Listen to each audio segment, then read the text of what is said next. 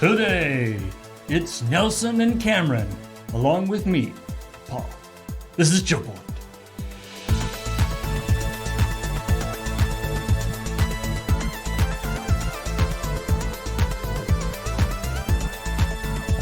Nelson, I have a tradition that I don't tell guests that there is a bit that shows everybody at the table during the intro there. Yeah. So you can just get like flashbanged where you're like picking your teeth before going live. No, I was telling Paul before I got here that I've never gotten to watch this show. There's a lot of our shows I've sat and watched, or at least caught like top and tail or whatever, to try to prep for being on a stream. But this one is like ChillPoint exists in the time that like Nelly is running around. Like I gotta get done the thing I did in the morning here, and like go home, feed the dog, then go get the kids, and then play with them, then take them home, and then by the time I'm like, okay, I can like make dinner now or whatever, ChillPoint is over. Well, I know because like sometimes we're waiting for you guys to go offline on Fight Club, whatever, if you happen to be going on a particularly hot streak. Right. Yeah. And then I'm tearing out of here after that. So it was cool to catch that. When you started talking, I was like, oh, this is rad. I understand what's going on here. But yeah, hey everybody, welcome to ChillPoint, show where we talk about the week's video game news. And we also talk about the episode Checkpoint went up this week. I'm joined by Cameron and Nelson, which, for those of you who don't know, have been doing a lot of writing on Checkpoint in the last little while. In particular, Cameron, of course, was on this week's episode of Checkpoint, and Nelson wrote the very funny Minecraft story. Minecraft movie story. Minecraft movie story. Thank you. On this week's episode of Checkpoint, and Beej and Heather are out of town, and thought it would be great. And like you were saying, Nelson can't normally be on Checkpoint or on ChillPoint because of his schedule and stuff. So we were going to move ChillPoint to Saturday anyway because we were doing the Friday night stuff yesterday. So it worked out perfectly. So let's start with the episode of Checkpoint and the stories that we talked about Checkpoint, starting with Big Rigs. Oh, I forgot about that one. I was trying to remember. I thought it was like we had 3 big-ish stories this week, but there was the Big Rig story too. The most important story of the week. The big guest, if you will. Which I feel like this Big Rig coming back into the Steam store, I feel like for Graham is probably like one of those ones. Does it go into Aristocrats for you or whatever? Right. Like I feel like because they're doing because they do the watch and play. Right. I feel like everybody was going to send Graham. He's been chained to this anvil now forever. I don't know if they've even played it on on Watch and Play yet, but I'm sure they'll get around to it at some point. But it feels almost like it's like whatever, Birdemic or The Room or whatever. Like it feels like it's like, is it really worth even watching it? Right. Yeah. I mean, what's next? Are we going to get a Steam release of Battlecruiser 3000 AD by Derek Smart? I mean, maybe. Apparently this company is like big on doing re-releases of old games. So yeah, the great sort of headlines I saw for this is it's like Big Rigs, sometimes known as one of the worst games of all time. Right. In fact, we've gotten for Desert Bus. I was going to say, has there been requests from Desert Bus to be like, wait a second, I heard this was going to be the worst video game of all time played for a whole week. We've gotten like when because of course Big Rigs came out, I think 2007 or something. So we've been doing Desert Bus for a year or two by the time Big Rigs longer came than out. that. Yeah. And Big Rigs terribleness was sort of a meme, and so people were like, hey, you're gonna try Big Rigs, and it's Big Rigs is a terrible game, but it is a game, right, and it has entertainment value in it as opposed to Desert Bus. Like Big Rigs is entirely too much of a game. It's a buggy, terribly implemented game. but it actually has mechanics in it. Right. Well, and like Desert Bus you can play for dozens of hours without it crashing.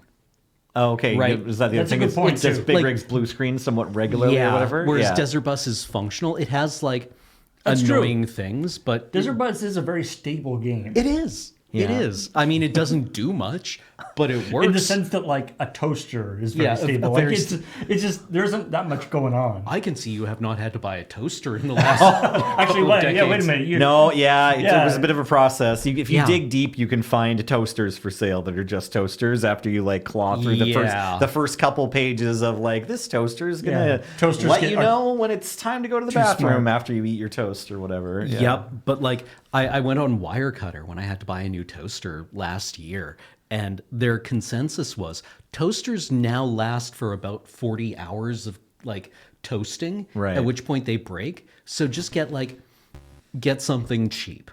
well, that was like I'm So sad. Speaking of, I remember like when I moved into my first apartment, like away from home, I was like, I should, getting a toaster, and it was, I was buying a lot of stuff from like thrift stores and things, Right. and I realized that like a new toaster was like $10, Right. Yeah. and I was like, there isn't really any point to getting a Yeah, one from a a thrift used store. toaster, unless you can get like the Sunbeam. Yeah, if you can get like the super Right. cool fancy stuff. yeah, Like the thrift store might actually have a toaster that you can repair.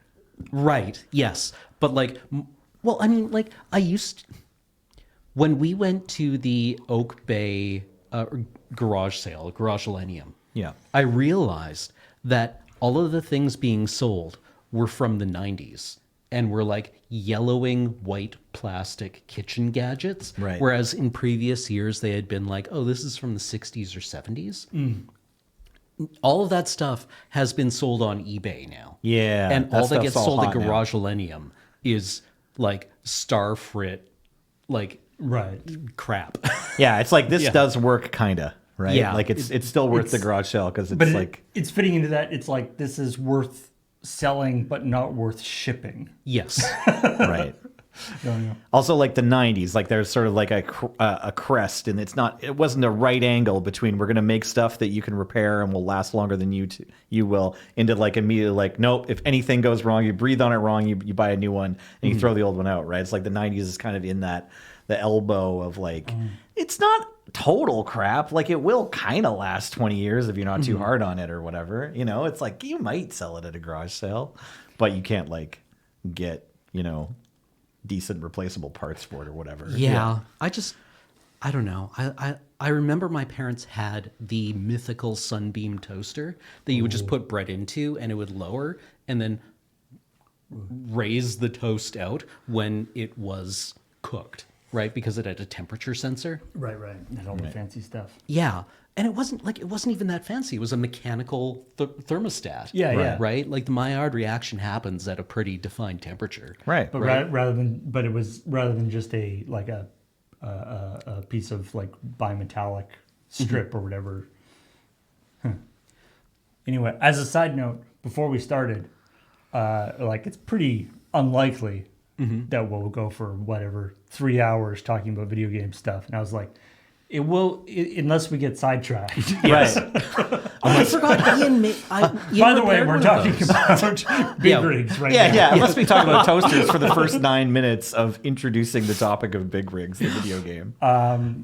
But yeah, they brought big rigs back. Like they've remade big rigs on Steam, and somehow it's even worse than the original. Yeah, right. So that's the sort of the headline here is that it's somehow worse. It's apparently glitchier, and it also there's big like when you get it on Steam, you get big rigs, and then there's this other executable. Or this other file that's like there with it that launches at the same time as you launch when you launch big rigs. Man, I'm nervous. I love it when I launch a game and the first thing that pops up is a command line window that closes immediately. Right. That fills me with And the opposite of dread. Right? so yeah, this other program is called Winner Wizard, and ostensibly it is the thing that actually does the Steam achievements Okay. for big rigs because they Yeah. didn't actually want to mess with the code of big rigs, I guess. Okay. The sacred code of big rigs. So it launches outside and it unlocks achievements. I've seen I've seen some and I don't know if this is accurate, but I saw some posts saying that it just sits there and like unlocks achievements like over time, regardless of what's okay, actually happening in the yeah. game. Because they didn't actually get the connection between it and the game worked That's out. incredible. Oh that's my like kind. God. That's like kind of a segue into the AI Quake 2 story. Yeah. Yeah. No, Like, like, it looks like you've been playing big rigs for 30 hours. I think you've achieved the following awards. I mean, like in this case, can I just play the wizard, right? and get my chivos that way? And so, but people were also noticing that both this Winter Wizard game and Big Rigs itself was using like way more processor than a crappy game from 2007. Right. should Like be this using. is Like- not just badly optimized. Like they're like, you know, your GTX 4060 is like peaked running this thing. Right. So is it running at like 1 billion frames per second? So yeah, it was one of those things where people are like, is it, you know, crypto mining or doing something weird? It's like, apparently it's nothing, you know, it's the, what is her, incompetence rather than malice. right. Apparently, Yeah, yes, what's tradition that of razor? big it rigs. was just unlocked frame rate and running at like 500 or 600 frames a second. Oh my god. So Buttery. The smoothest possible rig. an update, they put out an update that Hanlon, thank you. Ryan, that dropped it to 30 frames. That locked it at 30 frames a second, which is pretty funny that they lock it at 30 frames a second. It's just like, that's extremely funny. Don't worry, folks, we fixed it. It now operates at 24 frames per second. I mean, I bet that like they lock it at 30 frames rather than like 60 or something because like they needed to lock it at 30 for some.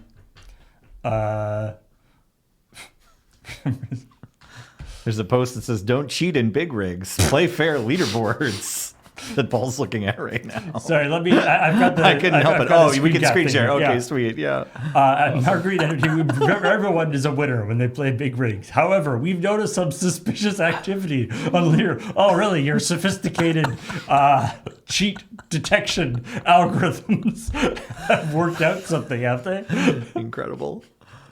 While we're not implementing anti-cheat systems, we will remove suspicious and impossible data from the leaderboards. Any repeat offenders will have their scores permanently removed. So yeah, I mean, that's there's why this- big rigs is actually better than Path of Exile 2 because Elon would have been already culled by the system. Yep. Yeah. So there's this whole thing like, so you know, it's mostly positive, right? Which obviously is Is a ironic. flagrant lie. Yes. Okay. 8 on Metacritic. That's out of 100. Right. Thank you for letting me know I didn't. Yeah. Okay. Not out and of so- 10. Yeah. And so like there's tons of things that are like thumbs up, but the actual, you know, really terrible things or being like, you know, people having like meme reviews. Right. Right. It's a bunch of sarcastic stuff, even on the thumbs ups. Yeah. So yeah, people are, you know, giving it thumbs up mostly for the lulz. Do not buy this game. It is not worth $5 or $6.23 Canadian. Now, to be fair, that is on sale. I mean, normally it would be $7.79 Canadian. So, you know, get in on that, but actually don't.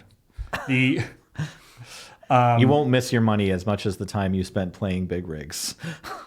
It sounds like. Now I feel bad for big rigs. Yeah, we have been kind of stomping on big rigs, but it comes partly from Graham and Alex having played big rigs, right? You know, Graham was all over this story, so patch 1.0.3 fixed an issue where toggling the mute unmute button would cause the volume to jump by 100 times.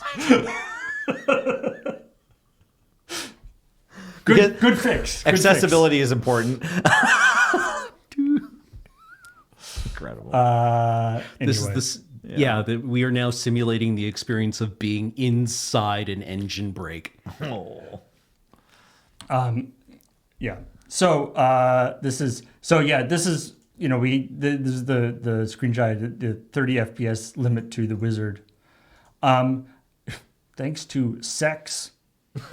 See, I love like all of their patches are like this. It's like community pat like these are just like it's just like thanks to random guy who told us about this. Big Rigs players, the Big Rigs community, all 7 of them. Yeah, and they're all thanked in the patch notes for submitting the tickets. Right? Yeah. Shout out to all the big riggers out there. That's right.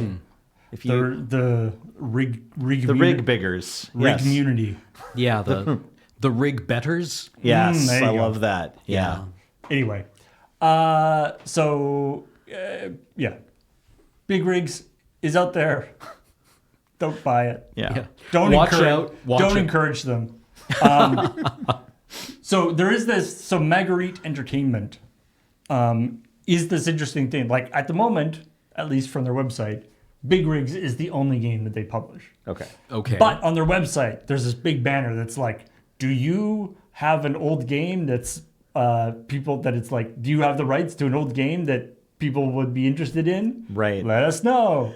So they're trying to get I guess they're trying to get this niche, which that's always encouraging when you start watching a video and the beginning of it is like trying to find more people to do this thing. It's like, okay, all right. I mean, good luck. Yeah, like there are old games I would want to play again, right? Like MechWarrior 2, MechWarrior 2 Mercenaries. I mean, of course, GOG has made a whole a business around business that. out of that. Yeah.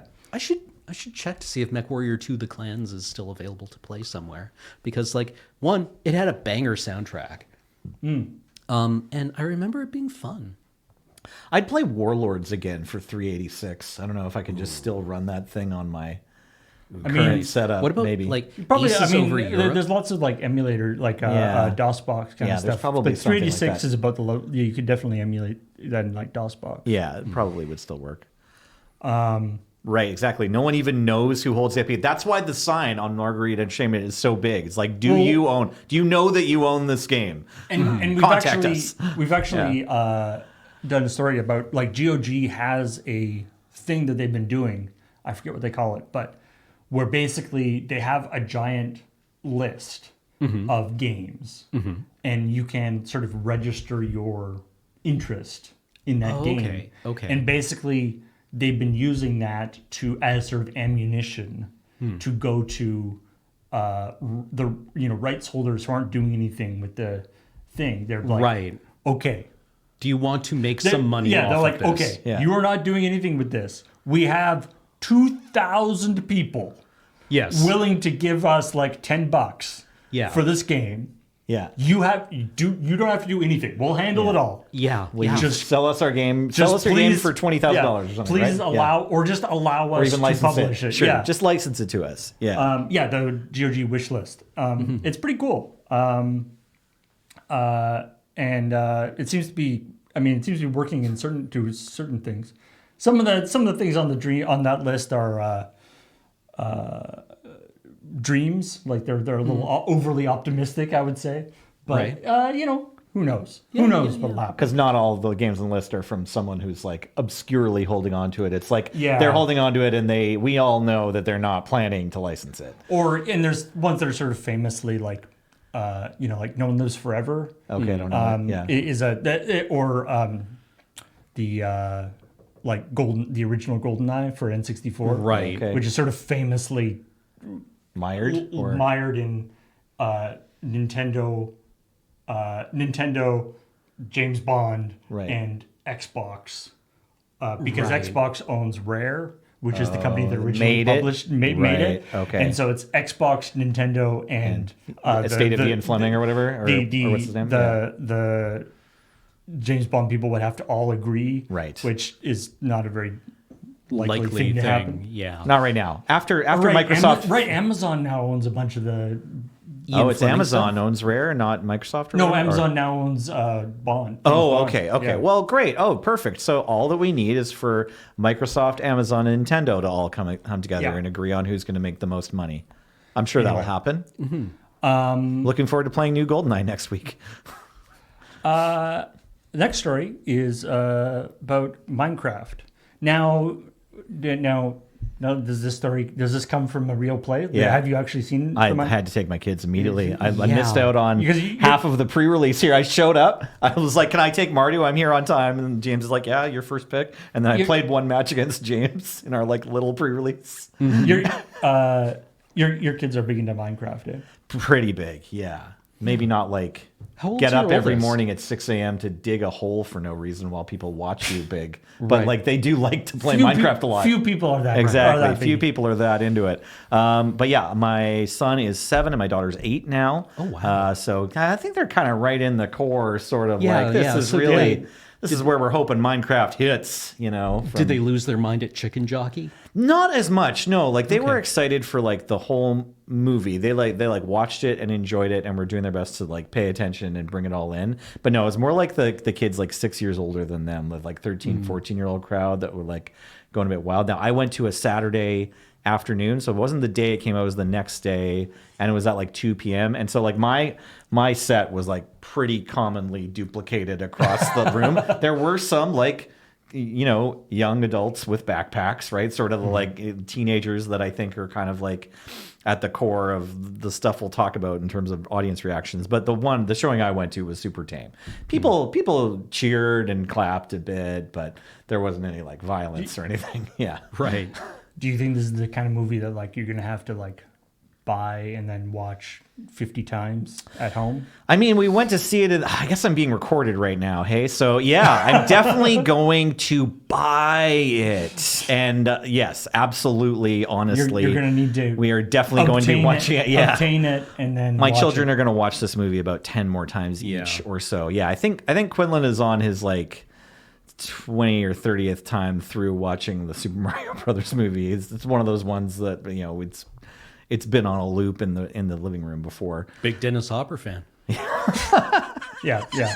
He's not a fan. We should have a rewatch of Yeah. that movie. Yeah, actually. He rejected the new. He's Yeah. like, this is not my Mario. Yeah, exactly. Not Went my back- Mario. Went back, Just like watched the '90s one, and is now like working his way through Dennis Hopper's back catalog. Yeah. He really like, you know, he likes True Romance and Blue Velvet. Incredible. But yeah. the I'm not raising a Philistine. and it's we did we posted the thing of the movie itself is kind of in the I think it was Kotaku headline. It was Yes. just like this movie. Sucked. Yeah. This movie sucked, or it's like whatever. Jack Yeah. Black doesn't save it, or whatever the thing Right, was. yeah. And it's like but it's it's not supposed to be for movie reviews. No, it's right. this Yeah. isn't for Siskel or Ebert, R.I.P., whichever And- one of those ones had died. I forget. Both. But- They both. Oh, they both both died now. passed away Oh, now. sorry, the second one didn't hit my newsfeed. Okay, fair enough. But it seems to. I mean, certainly judging by their box office. Yes, But yeah. it seems to have accomplished its goal. Absolutely. And Yeah. anything. You say like I actually quite enjoyed the Mario movie. I would say. Me I too. will say. I did too. Yeah. I will say probably not 30 times watching it, enjoyed it, Right. but I did enjoy it. I thought it was Yeah. again good for what it's like. It's not supposed to be some sort of epic story or whatever. It's supposed to be like a fun thing. Yeah, no, I think Mario did a slightly better job of delivering like more like little relatable moments. Like Mario just seems like he's, in the movie, like he's just sort of more, this is tough, but I'm going to try and do it. There's more of those moments. It's still obviously like ridiculous and like stuff happens in the Mario movie similarly where it's just like, well, they're just doing this so that they have this shot. You know what I mean? Like this part of the movie was directed by the video gamers. Well, I mean, there's so little actual story in Minecraft. Yeah, for sure. That- Because that- it's like the concept of open world, right? Like, Right. So the Minecraft, like it's Minecraft is sort of the setting for a story. Yeah. As opposed to, at least, Mario has at least got the sort of who's the hero and who's the bad guy and that kind of stuff. And there's Whereas the linear plot of saving the princesses in there, right? Yeah. Whereas Minecraft barely even has a hero. I mean, there's like this sort of Steve, but he's sort of not even there, really. Every sandbox game, and we've been seeing this, I think, I want to say since like 90s original GTA or whatever. It's like every sandbox game just teaches us that like the protagonist, like the one holding the controllers, is the villain, right?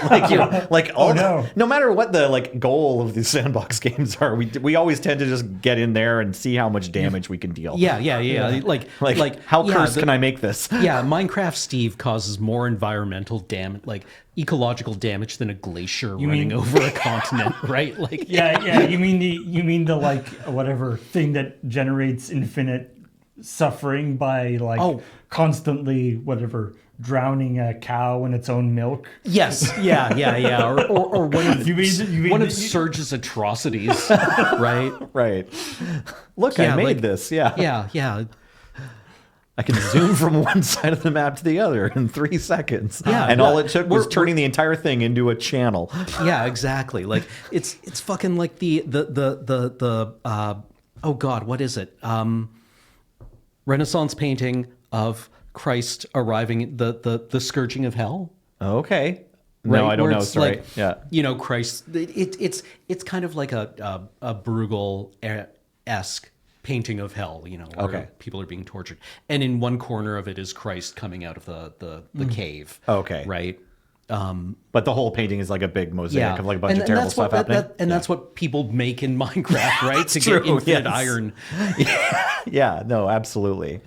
So because of that, like, I don't want to critique it too harshly for like barely having a plot, like the Minecraft movie, right? And like similarly, I also enjoyed the Super Mario Brothers movie. I didn't want to leave while I was sitting in the theater with my family watching it, and I would probably be down to watch it all the way through again on the couch at some point. I have seen all of the movie at different times as I've walked in to be like, hey, dinner in 5 minutes. We got to wrap this up, 100 times since then. But the Minecraft movie, like, it doesn't have that, and then it has some more, I think, strikes against it critically. Like if you care to get into it or whatever. Like my first one, I felt pretty strongly about. It's like Jack Black sings, but not for long enough that you would care. And I maybe could have said this even better, but it's just the fact that they give you Jack Black singing, but then by the time it's done, you're like, oh, I didn't get like an actual Tenacious D performance, right? Or even Peaches. Like I just didn't get. It was like we didn't get. Wait, quite Peaches was in the film? No, we didn't get Peaches. Is what I'm saying. Yeah, like okay. Peaches is like he only got one song, right? But they were like, okay, let's make way for this song, and we're gonna let him do it. You know what I mean? He's only gonna have this one song in the Mario Brothers movie. It's funny that it's the same guy, right? Like, is there only one like fun actor in Hollywood that video gamers care about? As a side note, as somebody who loves Tenacious D and like I really like Jack Black, I was disappointed. I was really hoping Peaches was going to be like more of a song, and not just end up with him going Peaches, Peaches, Peaches for like the last 2 verses. Okay, fair. Like musical critique, fair. But I want to say about Peaches in the Mario Brothers movie, they were like, they were like, Jack, how long do you want this song to be? Okay, yeah. You like it was a whole thing. Yeah. Do as much as you want with this. It's Bowser pining for Princess Peach, and he was like, "I've got this much," and it's me singing Peaches over and over again. But like he it was great. It was fun. Like that's what he wanted to do, right? He was singing an ode to Princess Peach's ass. Yeah, hell yeah, we're obviously here for it. But in the Minecraft movie, he has like 2 musical moments, but both of them are kind of a throwaway. So, and it's not like, it wasn't there was no like big cheer for like Jack Black's singing part in the movie. I don't think as much as not nearly the chicken jockey moment. Yeah. I felt like, and this is again, just from watching like the trailer and some of the like promotional stuff for the Minecraft movie. I haven't actually seen it, but it did. And again, I really like Jack Black. It did feel a little like he was walking by the studio and they were just like, hey, put on this blue shirt. He's like, should I shave? No bother. Yeah. Do I need to comb my hair or anything? Do I need to go into makeup? And people are like, I don't fucking care, man. I don't know. Have you seen the game? Like a blue shirt is basically all you need. That's all you got to do. Go there. You'll be the guy. Yeah. Yeah. Like it felt a little low effort for sure. And I think And if you can get those parts, get that paycheck. get so much money, right? Yeah. Like I'm not saying don't get the paycheck, but And like most of the characters were pretty like flat, although still pretty entertaining, right? Like, I loved getting to watch Daniel Brooks whenever she was on screen, and I didn't remember the people who played the two kids' names, but they did great too. Sorry, but both those actors were like doing a great job of like, we are struggling orphans that you were gonna try. We're gonna do your best to care about us as every second that we're on the screen.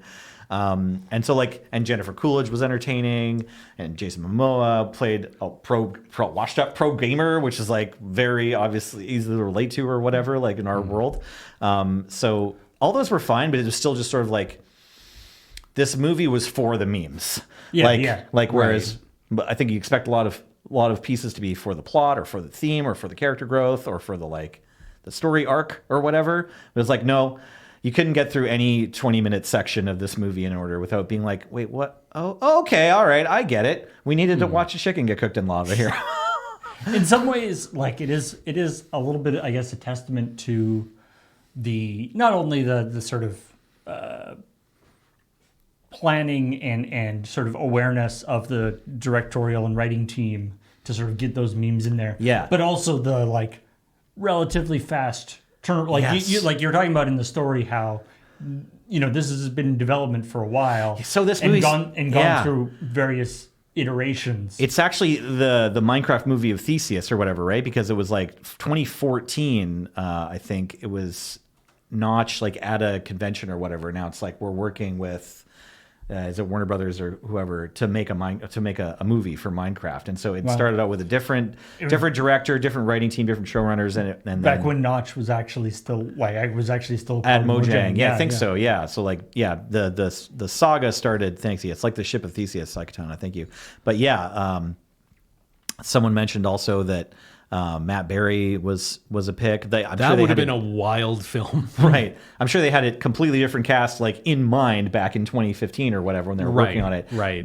And they had Rob McElhenney as a director at one point, and then that fizzled out, and then the pandemic kind of reset everything. And so this movie came from like the momentum to get this picture finished. But like the half-life of the memes and the sort of things that are in the movie is not very long. So like they must have really it's impressive how fast that they were able to sort of get all those memes going. And it's not only is it full Hollywood movie and stuff, but it's it's fully CG and it's got all this stuff in it. So it can't have been that fast to make, but they must have really pushed it to be like, we got to get like, this is not one that we can like make and then like we'll keep it on the shelf till Christmas. Exactly. Yeah. No, absolutely. I felt like the vernacular, like the slang of the dialogue was pretty recent.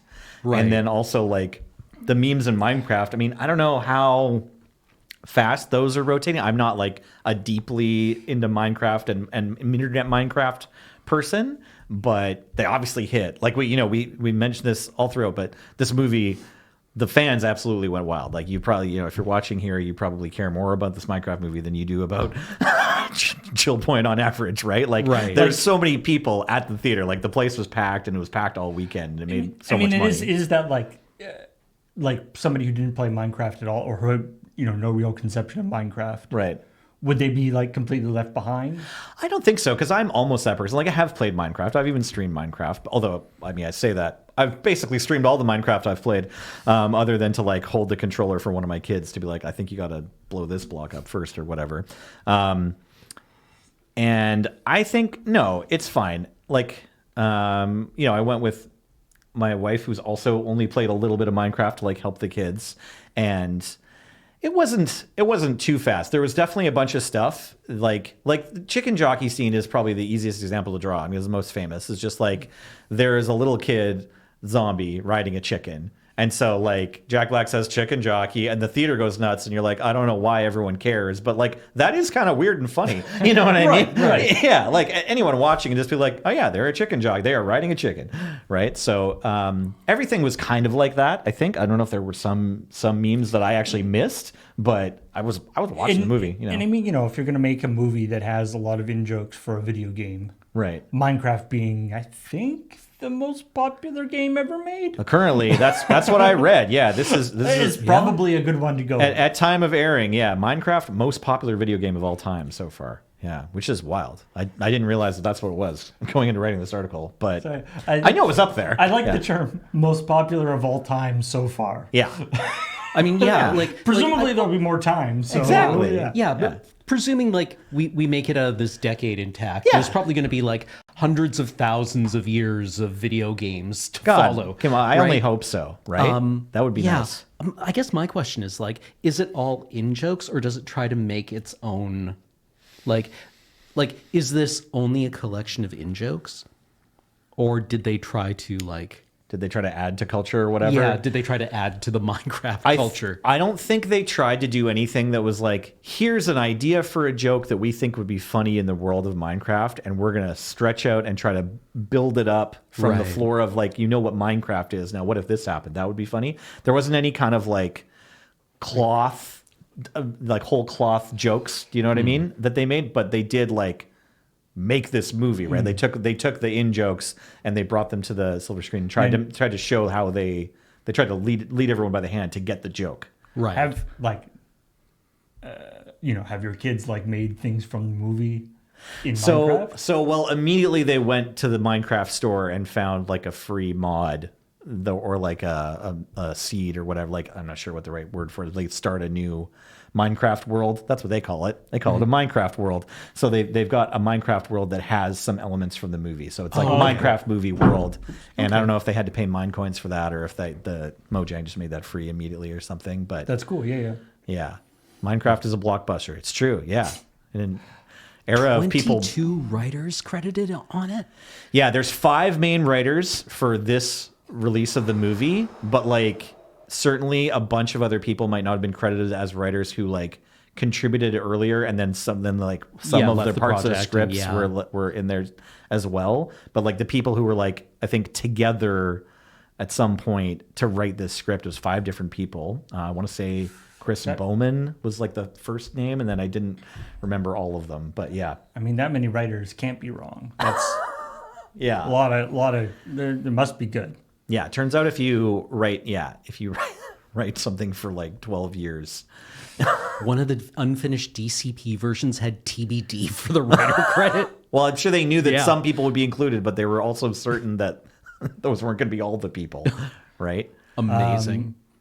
That's how you know the WGA arbitration may be growing great. Oh, too real, Art Collider. Yeah. All right. Well, let's go on to now. Because we didn't have a checkpoint last week, we did talk a lot about Switch 2 stuff Right. when Cam and Ian was here. And so, Grim did this story that was kind of just like a roundup of a bunch of, as we always do with Checkpoint, it's not a roundup of the most important Switch info. It's a Right. roundup of the Switch info that we thought was funny. Yeah. It's a roundup of the Switch info that we had the easiest time writing punchlines about. Yeah. So, like the cartridges will still taste terrible. That's incredible. Yeah. But I love, you always end up with these great things from Nintendo, partially because of the sort of corporate speak and partially because of translation issues and stuff. But Right. it's like, we want the what was the actual the headline? It was like, we want the we want them to be something that if you we have we have indeed made it so that if it enters your mouth you will spit it out. That's a sentence. Yeah. I'm so proud of myself that I didn't know until this week that Nintendo Switch cartridges taste bad. Wow. I've never done it, and I don't think any of my kids did it either. Because We did a bit on Loading Ready Live, taste testing. oh, wild. Okay, because I've definitely like blown into an NES cartridge Yeah. like 100 times. Like I've done that, and I think even Super Nintendo, it felt like that didn't matter as much. Well, and to be fair, Nintendo cartridges like original Nintendo cartridges weren't really like a choking like if you could Right. eat Yeah, if you could choke on a Nintendo cartridge, more power to you. Congrats. Yeah. Yeah, there was so when the Switch first came out, there was this like so it was like there was a story about how they put this embitterant I think it's Sure. called. a bitterant. Yes, Yes, yeah. on the cartridges to make it so people wouldn't Eat them. try to put them in their mouth because they were that size. But then, of course, the result of that being a story was that literally every single video game podcast and like website and stuff had to be like, hey guys who are on the Nintendo beat, you got to taste these things. Marcus, I'm going to need you to have some Nintendo Switch cartridge with your lunch today so you can write about it, okay? Make sure you finish everything else. Yeah, you can have water, but no more food after the Nintendo Switch cartridge. I can imagine. I can imagine both being like Nintendo being like, this will be a great way to get this will be a fun publicity thing, Right. Because everyone will want to write a story about it. But I can also imagine the like executives at Nintendo being like mildly horrified, be like, no, we made it so you wouldn't. Yeah. Right. Well, you wouldn't like- eat it. Right. What are you doing?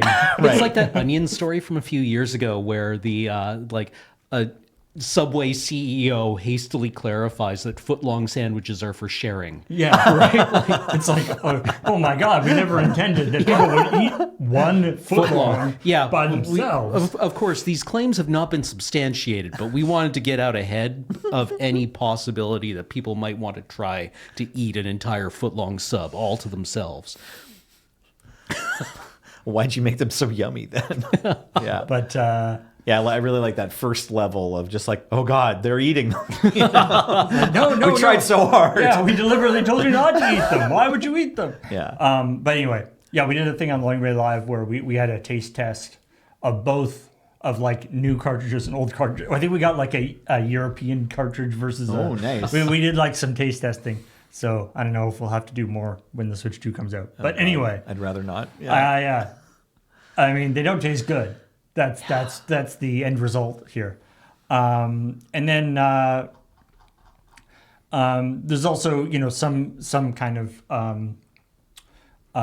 interesting stuff with the Switch. Of course, the price Right. has been a rather controversial thing.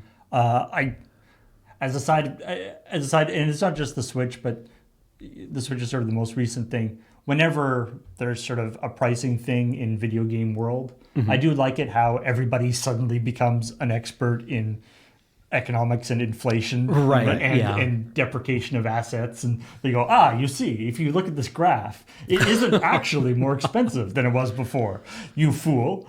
And it's like, it's weird how we never talk about that at any other time, but Yeah. Well, like the point being that, like, yeah, sure, and it's probably, with inflation, it's probably not that much of a price increase, but like wages Yeah. are a different matter than inflation. That's right? true. And yeah, I don't know what, and there actually was an additional, not additional wrinkle, but another thing that came out, to do with Switch pricing, because of course the other, as well as the Switch itself, the other thing was the some of the games, right? So Mario Kart World is going for $80. Yes. Or is it going for $90? Right. Yeah, I had read that like a journalist actually tried to track down the rumor, Yeah. and it was that it was going for 90 euros. Right. So Yeah, I've just been trying to read that article. Yeah. Yeah, it's going for 90 euros. And then that worked its way. I love in the article that they were talking about it. The headline is, it's confusion over $90 Switch 2 games proves how broken the internet is. Yeah. Yes. Because it was basically, it's one of these situations where that happens all too often, where somebody reports something, somebody else gets that thing slightly wrong, everyone goes to the second thing. So, in this case, it was that it's $90, 90 euros. Somebody goes, oh, it's $90. Everybody starts pointing at the $90 thing. And then actual like news articles Right. start pointing at the $90 thing. Then everyone goes, a real news article pointed Yes. at this. Yeah. That must mean it's true. Yeah, the woozle. It's a woozle. Is that right? That's the Yeah, where they wind up chasing their own footprints. And then you have the And then it winds up getting like, because you are doing that, it winds up getting a sense of validity or credibility to it. Right. The more number of iterations, like the more published articles claiming that it was $90 from this original wrong source, Right. the higher likelihood everyone thinks that. And Right? then It's it like, goes in- I googled it. There's like 10 different articles saying that it's going to cost and then $90. it gets put into Wikipedia. Right. And then it gets, Right. Exactly. stuff. And then of course now that Google and various other people have little AI summaries of things. So the AI summary won't even have all that context. It'll just be like, yep, it's $90. Yeah. So it was going to be, the physical copy of Mario Kart World was going to be 90 euros. Still might be. Wild Peaks in chat here pointing out that that's even more than $90, right? So, because which the is euro that- is worth more. Which is that weird? I was like, oh, it's only going to be 90 euros, not $90. I'm like, but yeah, isn't the euro, worth more? Yeah. Yeah. But apparently the MSRP for Mario Kart World on Nintendo is $80 Yes. right now. It is $80 and has always been $80. Right. Yeah. Right, okay. which is Very like- clearly, publicly, Right. it's always been $80. Right. Yeah. and it's going to be something like 140 here in Canada. Probably. Just It's- based on the USD or what the Canadian Yeah. dollar's doing right now or whatever.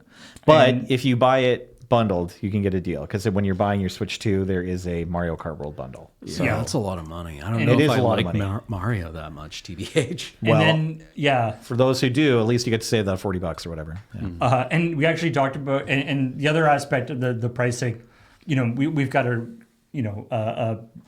we have a recurring joke or something that Beej like to do with the amount in Norwegian kroner. Oh, right. And so Graham Delivered Did that joke. Right? Yeah, I did it on ChillPoint. Yeah. converted into Norwegian kroner and was like, ha ha ha.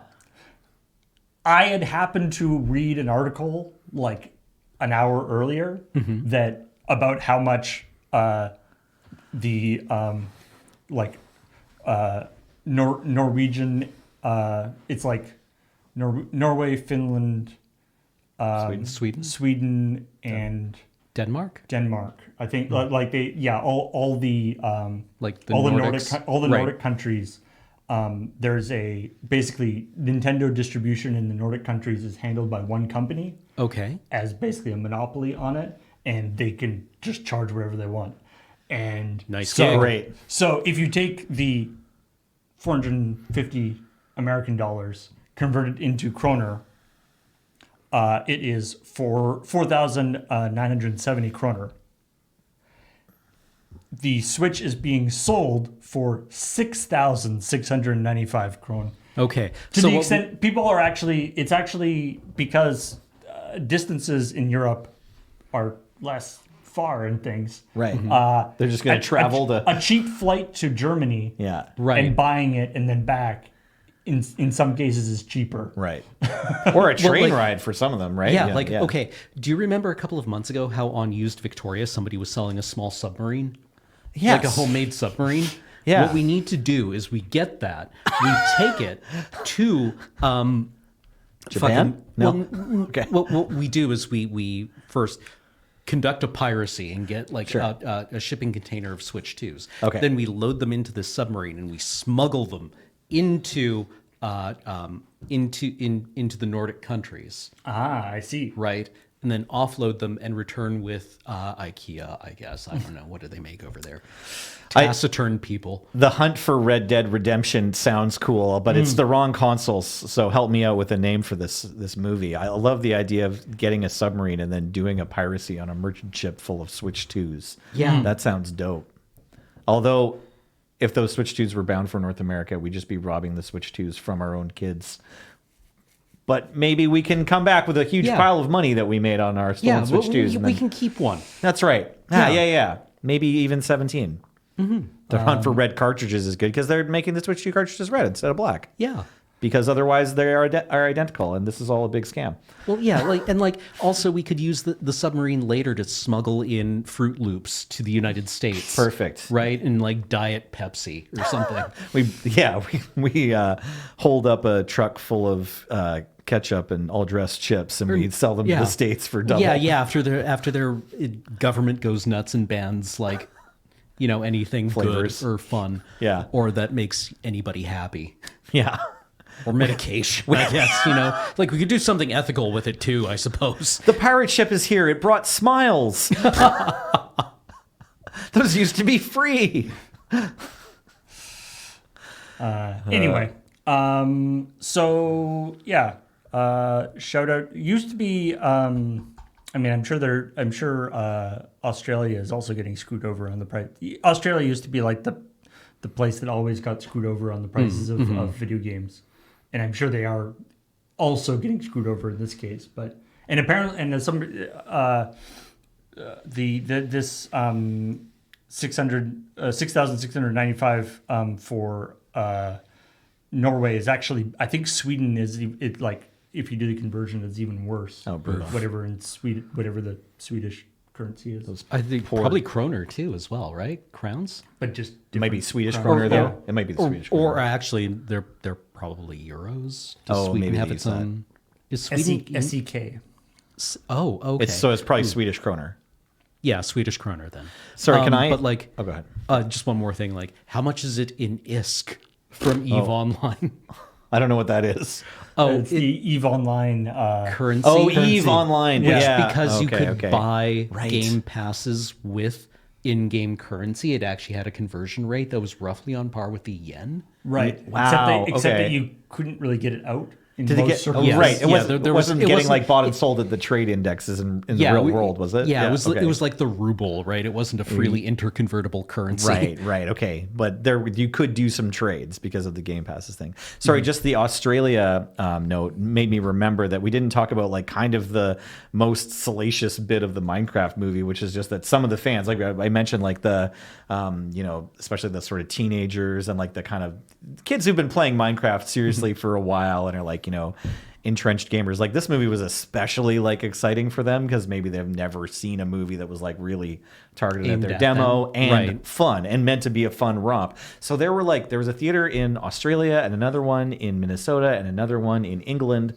that all had to get like shut down. The cops showed up, took some of the Right. The hard Minecraft partying little push. boys away. Yeah. The Yeah, and then maybe finished getting to watch it afterwards.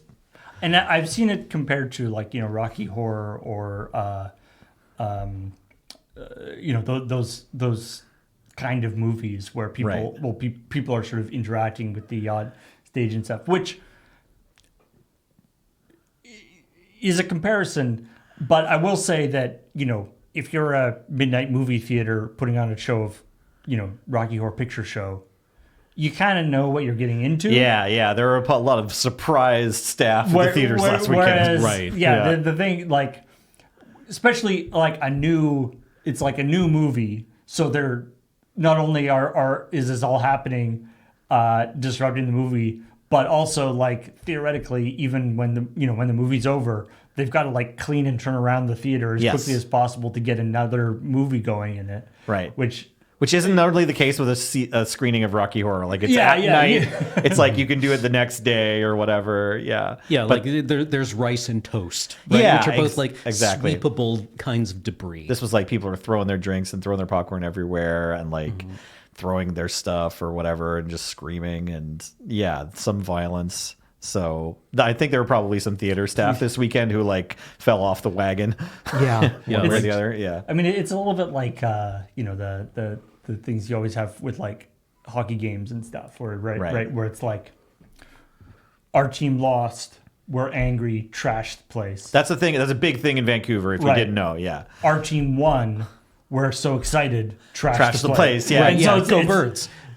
Go Birds. It's like, please, if you're very, I know things get, it's wonderful when you're very excited about something, but maybe don't try not to actually cause like active amounts of property damage, Right. or causing all that harm. Yeah, if you're an old like us, you might remember that there was a hit song by the Foo Fighters, Big You or Big Me, right? And it had a music video that was like a copycat of another candy product that you can still get now, Mentos. They don't still have the commercial from the 90s, but there used to be this cute commercial for Mentos where they would like people would get into a funny, awkward situation and then like pull out a Mentos and make it okay. Like, for example, getting into the back of a cab just so you can get out of the back on the other side of the cab to cross the street because it's wall-to-wall traffic and you're just trying to cross the street as a pedestrian. And it's like cute and quirky. Yeah, you awkwardly like climb over someone in the back of the cab and it's like, that's kind of weird and rude, but have a Mentos. And then they did a music video for Foo Fighters that was like playing on that, like doing the same kind of thing, like Dave Grohl and the band get into awkward situations and then they have a Mentos or whatever. But it says like Futos because they didn't actually get hired by Mentos to do this.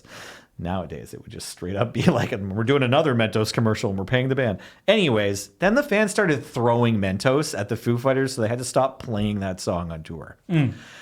So, like, you know, this is just this lesson that people learn as they grow up. You know, you can only take your excitement so far before it actually breaks the thing that was getting you excited. I just remember. I don't remember what I think it was like when the Canadian the Canadian Olympic when ceremonies in Vancouver or whatever. Well, this was a couple years ago. Okay, but like when the Olympic hockey team, like Canadian Olympic hockey team, did really well or whatever. Sure. Okay. And clearly, something, you know, they had done really well, and so there's that impetus for people like, I just watched this thing on TV. I'm very excited about this thing. Right. I'm going to drive around honk. The only thing to do now is to leave the bar that I was watching it. Yeah. Get into my car and drive around honking the horn. Yeah. As somebody who I sort of like live in the downtown area, so right.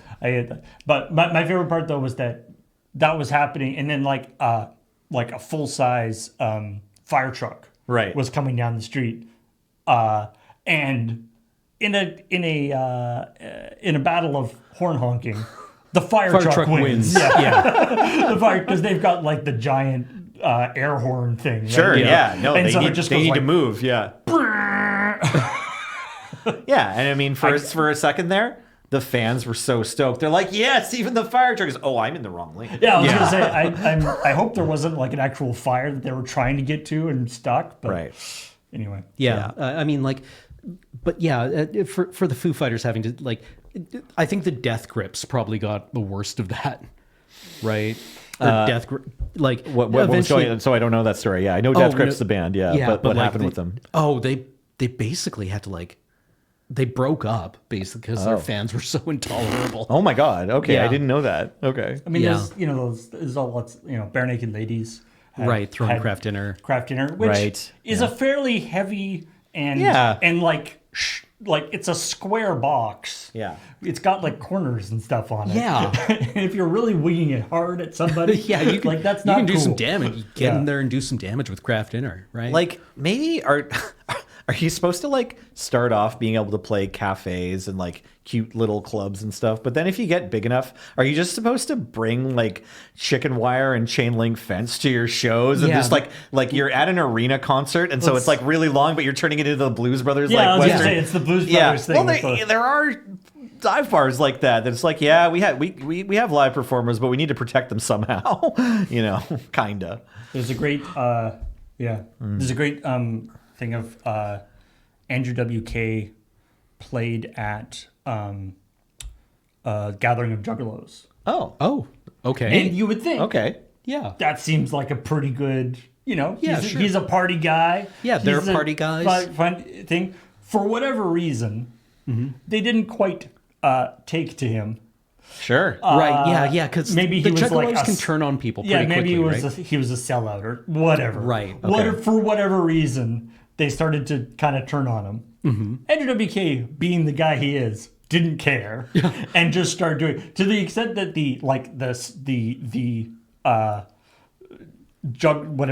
of Juggalos staff had to actually like get him to leave because like it was getting so dangerous with people chucking stuff at him on the stage. Like he was just like people were chucking stuff at him and he was picking up stuff and chucking it back while singing. Right. And they were like, we actually have to stop this. That's wild.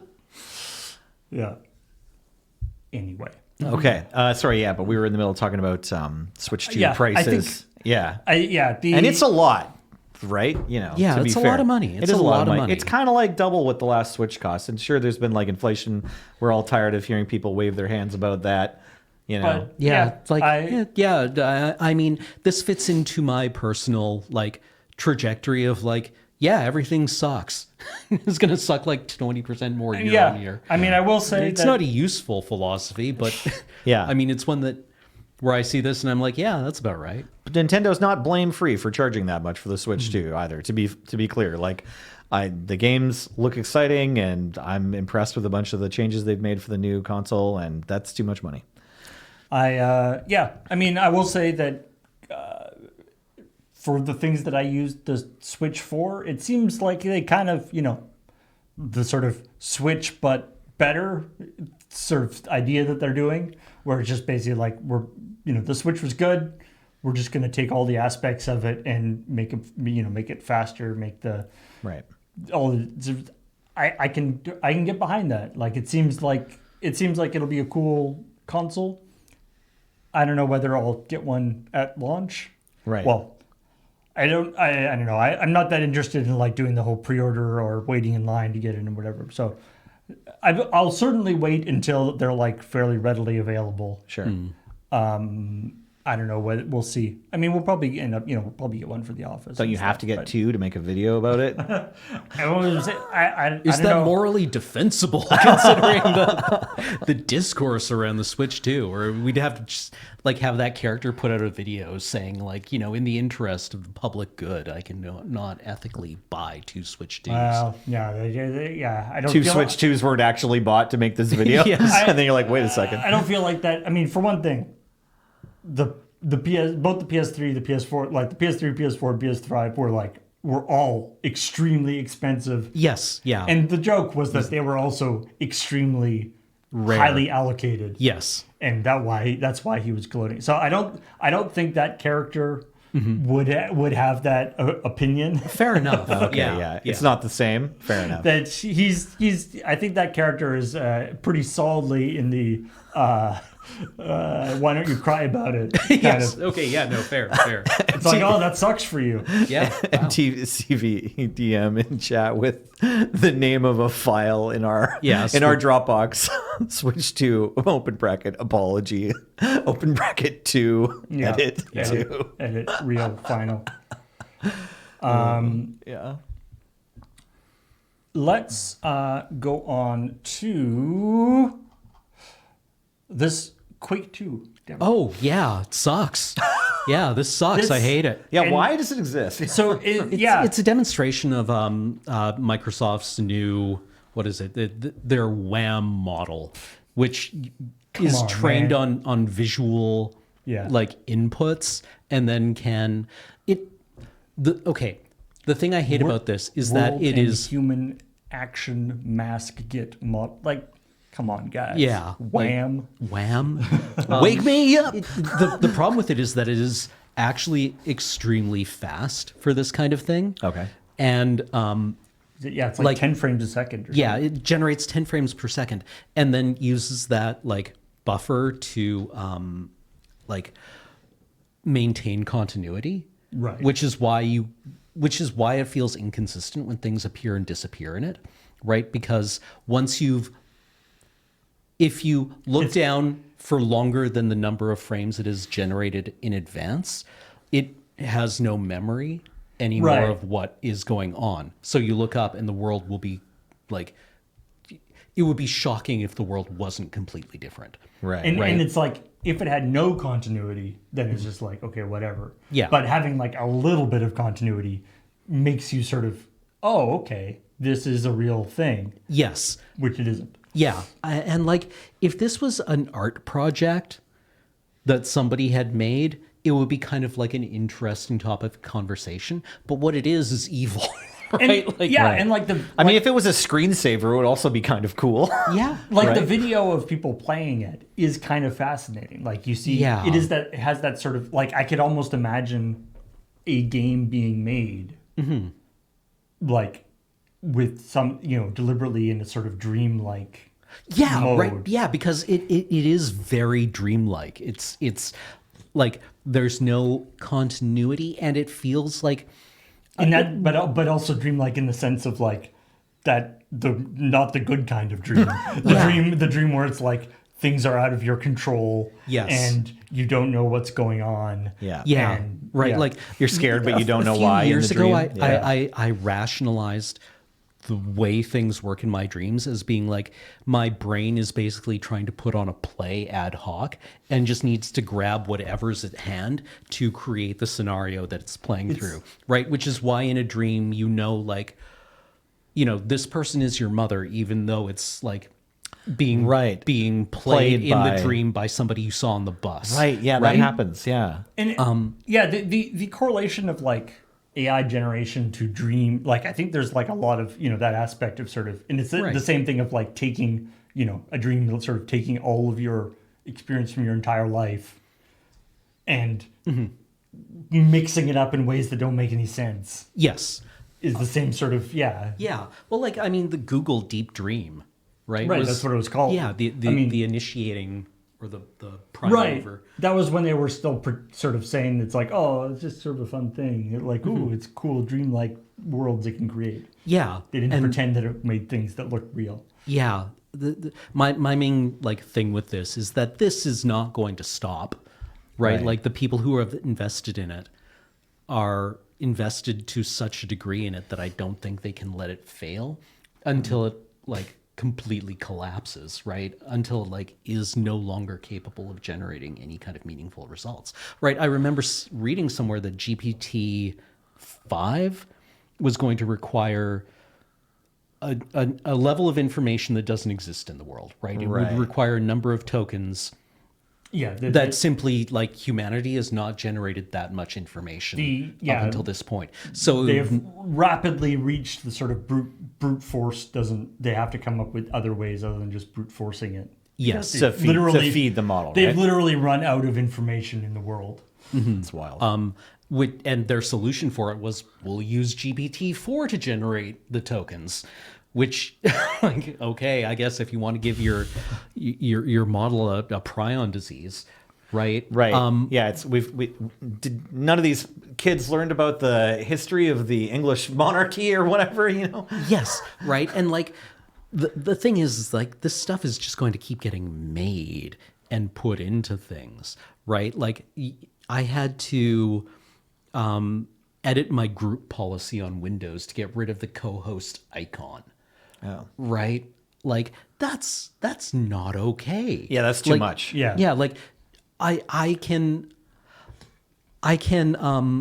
turn off so many things on Windows. I needed to regedit Right. to get rid of not the actual presence of this thing on my computer, but just the intrusiveness and the insistence that I use it for everything. Yeah. No, I really don't like that all the AI technology has been like pushed to the forefront and like trying to shadow everything like on Google or whatever. Like, it's like here's your AI result. And then if you dig deeper, you can find the result you're looking for. Yeah. Will like it- Copilot tell you how to get rid of itself if you ask? Like, will it give you the regedit commands to get rid of itself? I don't know. I don't know actually. If you ask but it, it yeah, feels that's an interesting like, idea. Has anyone here watched Severance? Yeah. Yeah. Okay. At so, least like, once. just the idea that your life could be composed of completely I might have, but I unrelated, don't remember. like scenes that have no interconnectivity with one another and no continuity with one another. That you experience them and they immediately go away, and then you get dumped into a new scenario that seems kind of like arbitrary and alienating.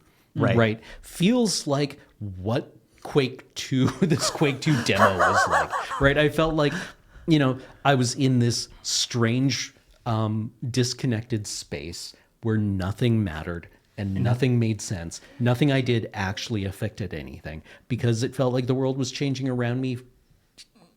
Right. But like, I had difficulty writing this story because the way you want to intuitively describe it gives it way more credence than it actually deserves. Right. Because you keep wanting to say, well, I think I said in the story, the world changes when you aren't looking at it, which is not true. That's too much credit for it. Hey. yeah, because there is no world. Right. Right. It there is is no world. There is no looking. There is no you. Yeah, you can't say that when you look down and then look back up, the map will have changed because none of those things are actually what's going on. There's no elements. It's- Like yeah. there's no map. There's no down. Yeah, it right? just it's Yeah. generating an image, which like all video games are doing, but there's no logical objective object. Like Yeah. when you look when you're playing Quake 2 and you snap look around, what's happening is that like, well, I don't know how the game works, but like there's a map, Yeah. right, that is being projected and rendered. Right. Right? There is nothing like that here. It is just generating it strictly from like trying to treat the game visuals as as a first principle. I was thinking about like other metaphor, like it's to me it reminded me a lot of like say like Johnny Five in the movie, like in Short Circuit. Yeah. Johnny Five versus like one of the the new Boston Dynamics Okay, robots, sure. Yeah. right, where it's like Johnny Five looks like a robot and moves in a Right. robotic way, But he's a puppet. but it's a puppet. Yeah. Yeah. And no matter how sophisticated Johnny Five, like no matter how good Johnny Five gets Right, he will as never- a thing, it will never be a robot. Yeah. It will just be a more sophisticated puppet. Yes. And whereas the Boston Dynamics thing is sort of getting into the sort of robot area. Mm-hmm. And in order to do that, they use some of the technology, the puppeteering technology to get, all the how to work, Yeah, like all the servos and stuff. Yeah. But it turns out, the part that is actually hard isn't the servos and stuff. It's the software, the actual Well, AI yeah, stuff. like humans spend what, like 18 months learning how to walk? Right. Right. that's pretty average, And yeah, then sure. before that, like there's that A lot of them entire at 12 period months, a lot of them. of newborns where they're just like kind of moving around because like they don't have the pathways. Right. And Like, they're they- practicing, yeah, for sure. Like they hit themselves in the face because they don't know that true. that activating those muscles in a certain way will have a consistent effect, right? Like, so when you're making a robot, like all of that has to be not learned, it has to be taught, right? And it's like, They also babies will try to stand up while you're just holding them too. Mm-hmm. They'll like stand up while their legs are like dangling. Like you'd be holding a baby in front of you, and like not all babies, but some of them regularly will just be like, "I'm standing," and it's just like, "Nope, there's nothing underneath your feet, brother." But It's it's like, just- but I'm upright. I'm Using up that and down. movement- yeah, that and they're movement. like their core is stiff, and their legs are straight down Mm-hmm. or whatever. Yeah, and but it's like no matter how sophisticated this style of like game is, it will never actually be it can look more and more like a video game, but I don't think it will ever actually be a video game. Right. Because there's no, But it's like, that being said, you could certainly, and I'm sure it's being done already, have AI generate a map, have AI generate a bunch bunch of assets, have AI generate a like bunch game text. a bunch of game text, have AI generate a bunch of Unity rendering code to make a game right, that looks like that is sort of a Quake-like game. right. You could certainly do that, And that's Yeah. that's not what they did with this thing. but that's not what they did with this. This Right. is just visuals. Right. Right. So Right. it's a thing that you might have in the background of a movie playing to make it so that it looks like that there's a video game playing on right. the screen. Yeah, does a great job. I like this line here. It's the simulation of what your cat sees when you play Yeah. Quake 2. Yes. Right? Because it does look like Quake 2. Yeah, it looks Yeah. kind of like Quake 2. Yeah. And it feels like it's exploiting some kind of glitch in human consciousness. right? It was like, oh yeah, like no, this is friend shaped. Or Right. Or wait, I like what the line you have in here where it's talking about like, and the sort of blob that looks like what enemies look like will often, if it is in the center of the screen, die because that is where that's where the enemy shaped thing usually dies, because that's where, when you're shooting at it, it's in the center of the screen. So if one happens to be in the center of the screen, the system is like, well, there's a good chance that it died, Right. so it'll just die and disappear. Or also sometimes it'll just disappear for no reason, or sometimes another one will appear or whatever. But the idea where it's just like you just sort of look at it, and statistically, when you look at things, they die in a first-person shooter. Yeah. The model, like Yeah. it's similar to a light language model, right? Or a large language model. I mean, like taking this information of visuals of Quake 2, right? And it's like you fed it all this information, and this is what it shows you. And it can make a million paintings, like 10 per second, that are built out of Quake 2 information. Yeah, but it's like But that's not a game. Yeah, no. Yeah. What this thing is doing is it is being forced to try to reverse engineer the rules of Quake 2 strictly from its visual presentation, Okay. right? But again, And it's using brute force to do it, right? Like, I feel bad for this algorithm. Sure, yeah, it's right? working Because so hard to and get it's such a been shitty given product. an Yeah. impossible task. Yeah. But like, Right? yeah, again, you could have I'm sure an AI could generate a Quake map by analyzing frames of video. Yeah, sure. Yeah. And then turn that into a thing. But again, that's a whole different deal. Yeah. Yeah, and I think like the best resistance to this kind of stuff, because like this is going to get worse, right? Like we're going to get more of these. They're going to get more sophisticated, better, and but also they're worse, going to yeah. get better, right? What can I ask? What are the consequences of it getting worse? This is like a demo that someone made. Yeah, And so but like, what do you see as like the The future? model is going to get more sophisticated, and it will get pushed more and more by people who want to see this replacing expensive and complicated software development teams. Oh, okay. We're gonna end up with these models just trying to sell us whole Like AAA you- games. Yes. Yeah, Okay. you think this will actually And the distance between this Quake 2 demo and something that you could actually like sell as a video game, like is pretty, like, to me it feels like that sort of 5 to 10 years, Right. always 5 to 10 years away. kind of Yes, thing, yeah, but like in when I was doing my undergrad in chemistry, right, the joke around any kind of like research group was, it's 5 to 10 years away, or it's an engineering problem, right? And that was generally understood to be a piece of like public affairs text that would follow the publication of some kind of paper claiming that we had figured out a way to make carbon nanotubes useful. right. Right? Okay. Or like, somebody's actually found a way to make graphene this time at usable scales, and everyone would kind of like laugh at it because it's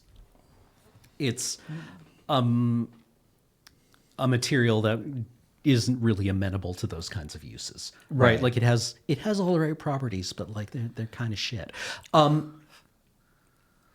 And that worked because those things actually have to do a thing, right? Like if you want to suddenly claim that you're making graphene, eventually somebody is going to try to make something out of whatever product you're selling, and then that is a test that can be passed or failed with consequences. Right. There's a sort of an objective measurement. Yeah, it's like, like 3 years ago, the Russian invasion of Ukraine, right? Like they can talk about their military all they want, but a war is a contest from which there is no bluffing. Right. There is no, like once you enter the arena, all of your lies no longer matter. Right. Right. Whereas with this, if it's just like a million times cheaper to make a game like this than it is to make a game using vast teams of people, it doesn't matter if it sucks if it completely outcompetes a studio of trained professionals. Right. Like how many of these we just talked about how the Switch 2 is expensive and the games are expensive. Yeah. That all plays into the fact that we have a limited budget for these things, right? Like if next year my video game budget, instead of going to Marathon, goes to one of these things, right? That's bad for me, but it's also bad for Bungie. Right. Sure. Right? Like, because there's only so Arguably many... worse. Yeah, there's only so many dollars to go around. Right. And so it doesn't matter if this thing is like objectively bad. If it has hoovered up your money for that year, it means that money no longer goes to actual developers. And I think that the way that we have to address these things is, unfortunately, we have to kind of like know why we play video games, right? Because if you're playing a video game because you're bored and you want to click on things on a screen, then it's possible that this could actually create something that would work for you. Exactly. Right. Like this is clicking around things on a screen. It sucks and it's bad and it's like not very interesting. Isn't Quake 2 just free anyway? Like, how much do you have to pay for Quake 2? I mean, you could actually just play Quake 2. Yeah, you could be playing Quake 2. Yeah. But these things don't need to get that much more sophisticated before I think they start actually siphoning people away from other games. Right. Right? Like, ChatGPT doesn't have to write a good essay if it's the night before your essay is due. Right. Right? And you're able to, like, submit something that gets you a D or a C minus. But in that comparison, you weren't going to write a good essay anyway, whereas Bungie is going to make good... Yes. That's why you left it to the last minute, so it could be the best possible essay. I get it. But like, the way people use these things is that they cheapen all of our experiences, right? And I think the best way around it is to ask yourself why you're actually doing anything you want to replace with this, right? You have to like... this isn't a question that requires an immediate answer, but I think it's a useful process to have in the back of your mind when you are like doing anything that you enjoy. Ask yourself, what about it that you like, right? Yeah. Or if you've got like an email job, right, where you find that you can actually replace most of your labor with ChatGPT.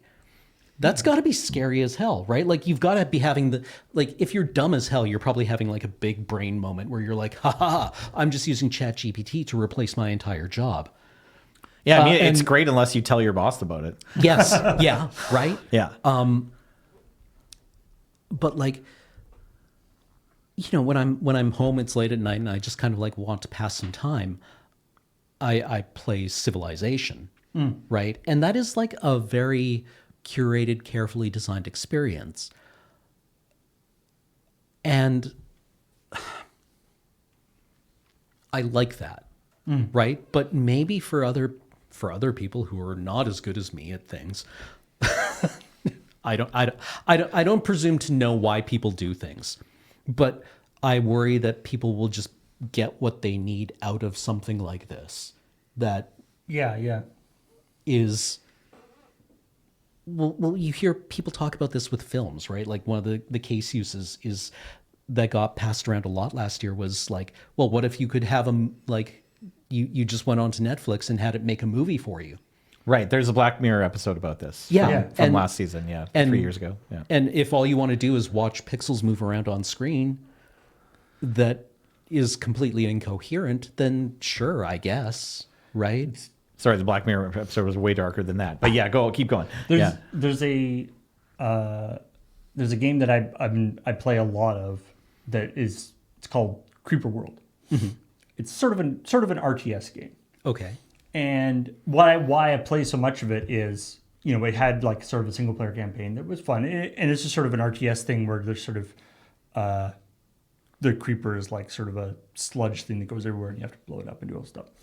And I played it on stream once or twice, but anyway, it's a super fun game. But part of the reason why I've been I play it so much is it has a pretty active sort of map creation community. Right. It also has a random map generation thing built in. Like it's just basically it can just generate. It has It's got an algorithm in the game. some procedural generation thing for like putting a bunch of land masses in, putting a bunch of bad guys in. Right. And I find those maps to be completely uninteresting. Okay. The maps and so I'm much more interested in, but it also has a big community of people who are actually making maps. Right. And releasing them, and you can download them and play them.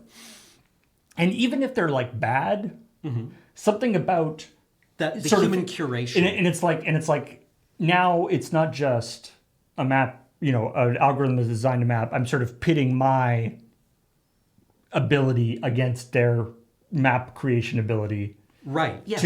And I'm sort of overcoming this thing that they have designed. Yes. If it's just here's one of a billion possible maps that the math makes. Yeah, we sampled the probability space and made this for you. Somehow it has a different feel, even if, like, I don't know, maybe in some cases these maps are maps that they like use the automatic map generator and then just like tweaked it a little bit and uploaded. Yeah, but like that tweaking is important. Yeah, Right. yeah. I like that a lot. I feel like the devil's advocate here. I just wanted to, I'm gonna play that part because I haven't had anything else to contribute lately. Oh no.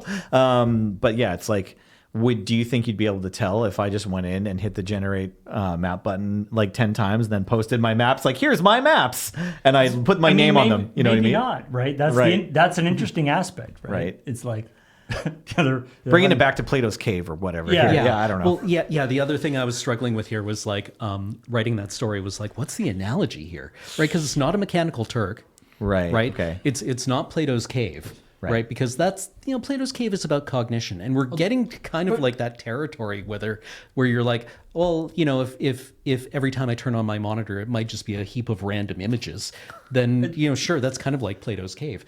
As a side note, you gave me that photo, that image of like Plato's Cave, but it's like a gamer with a thing. Yeah. Did you make that image? Yeah, I did. Oh, that was so good. I was like, that's such a great image. I didn't know whether that was just like something you found. Oh or whether no, you made yeah, it. I made that in That was Paint. great. Way That to was a go. great image. That's awesome. And I guess it's Cecine pas une pipe, right? Right. Right. Okay. You have the image of the thing, but you have to keep in mind it's not the thing. Yeah. So maybe you'd be able to tell, Maybe Maybe. it's but like if you're far enough away from it, you definitely couldn't because they were files that I put the work that technically like it's like I did my job or whatever. You know what I Yeah. mean? It's like I showed up and I was there. But I now- was on ChillPoint. But now there's an Yeah. interesting aspect of that actually comes into AI generation stuff a lot, where somebody would be like, "Look at all these jokes that the AI generated. AI can do lots of fun stuff," and then you go like, "Aha!" But if you generated 10 maps and then chose your favorite and uploaded it, Right. See if I Now- actually looked at them. now even. there's curation. That's true. Yes. And now it's not that the AI can generate fun maps, it's that the AI can generate a bunch of maps and the human person can decide, oh, this is a good map. Right. Or Right. this is a funny joke. Or whatever. Like There's even a sliver of involvement. things like we did a bunch of stuff. We've done a bunch of stuff. We haven't done it lately for obvious reasons, but I remember like doing a bunch of stuff on Loading Bay Live with AI generated stuff. Although in that case it was just like Markov chain stuff. Yeah. So much less Yeah. sophisticated. But that was like generating hundreds of options. Yeah. And finding ones that were like a funny result. Or like the AI magic card, the Robo Word Yes, Water yeah. stuff. Right. Yeah. That's not just the raw output of a thing. That's people somebody- finding funny things in the output. Yes, yeah. And like Laserbeak's Fury points out, it's the Chinese room. Okay, which Right. one's that? I don't know that. one. The Chinese room is a kind of involved analogy, but the idea is that say you have a guy whose job it is to sit in a room and then one piece of information comes in and he looks it up in a book or runs it through a formula and then the formula tells him to output a second piece of information and okay. do that, right? Okay. and then another one comes in and does that, right? Like you So there's a real person who's like following a set of rules. yes, But and then that, from the outside, it looks like it Magic looks like 8 Ball. wow, this thing speaks Chinese, Right. Right, Yeah, or exactly. translates Chinese, Right. But you can do that without actually any information, Any understanding. Understanding, right? Yes. And the other one was Brain. What did I want to say? We talked about the Turk, and we talked about the Plato's Cave, and we talked about the Pause and Peep. Those are Yeah, wasn't those forget now. analogies? Sorry. Cargo cult thinking, maybe. Yeah, like it's the map and the territory, right? Like Right. Borges sends the word. Like you need to understand that there is a logic behind the thing you were looking at on the screen, right? And sometimes that logic is the result of like an objective rule set being sampled and queried and iterated on, and sometimes it's just like probabilistic noise, right? If I had never played Quake 2 and saw this thing, right, would I know that it's a bad copy, right? Like if I had never played a video game before and had been handed this, Sure. right? There's If that- this yeah, was my first experience with like video this games, is- I would probably think this was pretty cool, Right. right? It's like, is this what your parents think video games are? Well, the monsters looked really bad. So like that, Yeah. you'd probably be like, but it's cool that I get a gun or something and I get to run around. I don't Right. know. And my worry is that, like, you know, we have the experience of playing video games made by people, Yeah. right? We have the experience of having had to write real essays in university, right? But there are people who what happens when Windows stops bundling Notepad and just tells you to use Copilot to write your memos, Right. right? Right. Like, we don't need to include this anymore. You can just generate anything you want with ChatGPT. Like right now, the cheapening is like in some places kind of aggressively pushed, and in other places it's sort of like on the horizon. You can go and find it if you want. But what happens when like the cheapening moves in wholesale and is replacing all the current tools we use to create? Yeah. Right. And that's a scary world we live in, or that we're potentially living in now or soon. Yeah. On the and not just like what happens to the experience of writing an email, but like, what does that mean for the broader world, Sure. right? For the game dev teams who still have their jobs and are trying to make games themselves as people, but like this is on their doorstep, or just for our experiences communicating to each other. Yeah, and like I don't really view this as a slippery slope problem, because the people who are championing these technologies are gloating about doing this kind of stuff already. Right, right. Well, yeah, it's like from the point of view of people who are like really impressed and like happy about AI and stoked about all of the ways that you can generate all these different things between, the written language, stills, video game, 10 frames per second resolution. And it's like, I want to like throw a bone to anybody else who was also kind of like looking forward to this kind of technology when you were young, and like to be able to see it. It's like, oh my God, that's so cool, And right? there's- Like I really want to be happy about this stuff. And there's still so much, AI is such a large, big banner. Right. Right. There's so much that it's sort of frustrating how much is what all the range, the rainbow of things that are called AI. The Switch 2 is going to be heavily doing the frame generation stuff to go, Okay. to Smoothing get up, or whatever, or yeah, so it can go up to 4K Okay. resolution stuff. The technology it's using for that is essentially a variation of the technology that the Quake 2 thing is we're using. Yeah, well, like, and But I mean, it's there's doing it- scientific applications Yeah, for there's all some sorts of interesting Right. things. You Yeah. can overlay the Quake 2 thing onto actual Quake 2 and then up the frame rate on Quake 2, I guess, right? But like, it's like you're still playing it, but we used to call it chem informatics, right? Where it's like, well, we've got 100 variations on this molecule, and we want to find the one that, like, this is a small molecule drug, and we need to find the variation on it that binds to the active site most efficiently. So in ages past, you might have had to synthesize all of them and run experiments, right? Yeah. But, you got to a point where you could make them in the computer and then like see which ones, had the best binding to the active site. And now AI can kind of do that. Right. Right. Like, yeah, Like it can infer the rules of how that- this is going to work. And that's like a useful application super. for one of these technologies. But it's like this enormous, when it's siloed and controlled and used responsibly and intelligently, it can be extremely beneficial. And then when it's not, it demolishes your ability to discern your world. Right. Yeah. Anyway. Right. Yeah, that's a consequence for sure.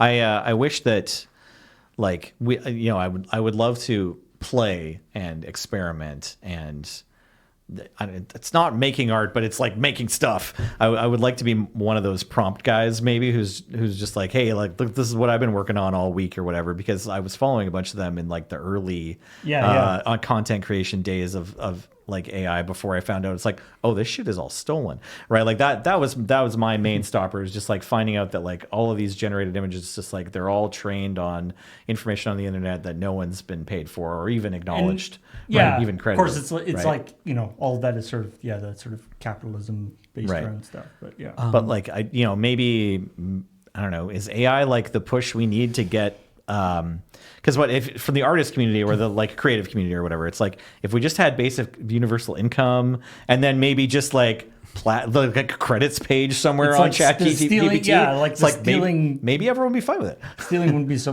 but anyway. But like, yeah, I was watching an episode of Star Trek TNG, and it was the one where Geordi is like, he has to go to a conference, and he winds up getting kidnapped by Romulans. But he's in like this shuttle pod, and he's kind of bored, and he's listening to music, and he keeps telling the computer like, I want something with Spanish guitar. Right. Right. And it's like, no, something calmer than this. Right. And it's unclear whether the computer is like generating it on the fly or is searching the database. Yeah, searching the database. Could be either because you're not a Spanish guitar aficionado, right? Yeah. But that also brings up the fact that in Star Trek, everyone kind of dabbles in the arts. And they do it not to like create great art, but because it's spiritually enriching to do this kind of stuff. Exactly. Right? Like, is Riker a virtuoso trombonist? No, he's a middling trombonist. Yeah, but he does it because it seems fun for him and enriching. And his chops are always in the same place on the show, meaning that he like practices a bit. Like he still knows how to play his trombone. He hasn't just like owned a trombone for 10 years. He like gets his trombone. It's like, oh, it's my birthday. I'm going to play my trombone. You know what I mean? Like every year he's playing a bit. Or whatever. Right. Of course, you would be you'd be like, they're not doing the trombone properly. Right. Yeah. No. I like that you've got some insight into the trombone. Yeah. LRR's foremost trombone expert. Riker has probably caused some permanent hearing loss on the oboes, right? Like, or whoever gets sat in front of the trombone. Just whoever comes into his living room and decides they want Riker to like them enough that they're going to keep sitting there for a while.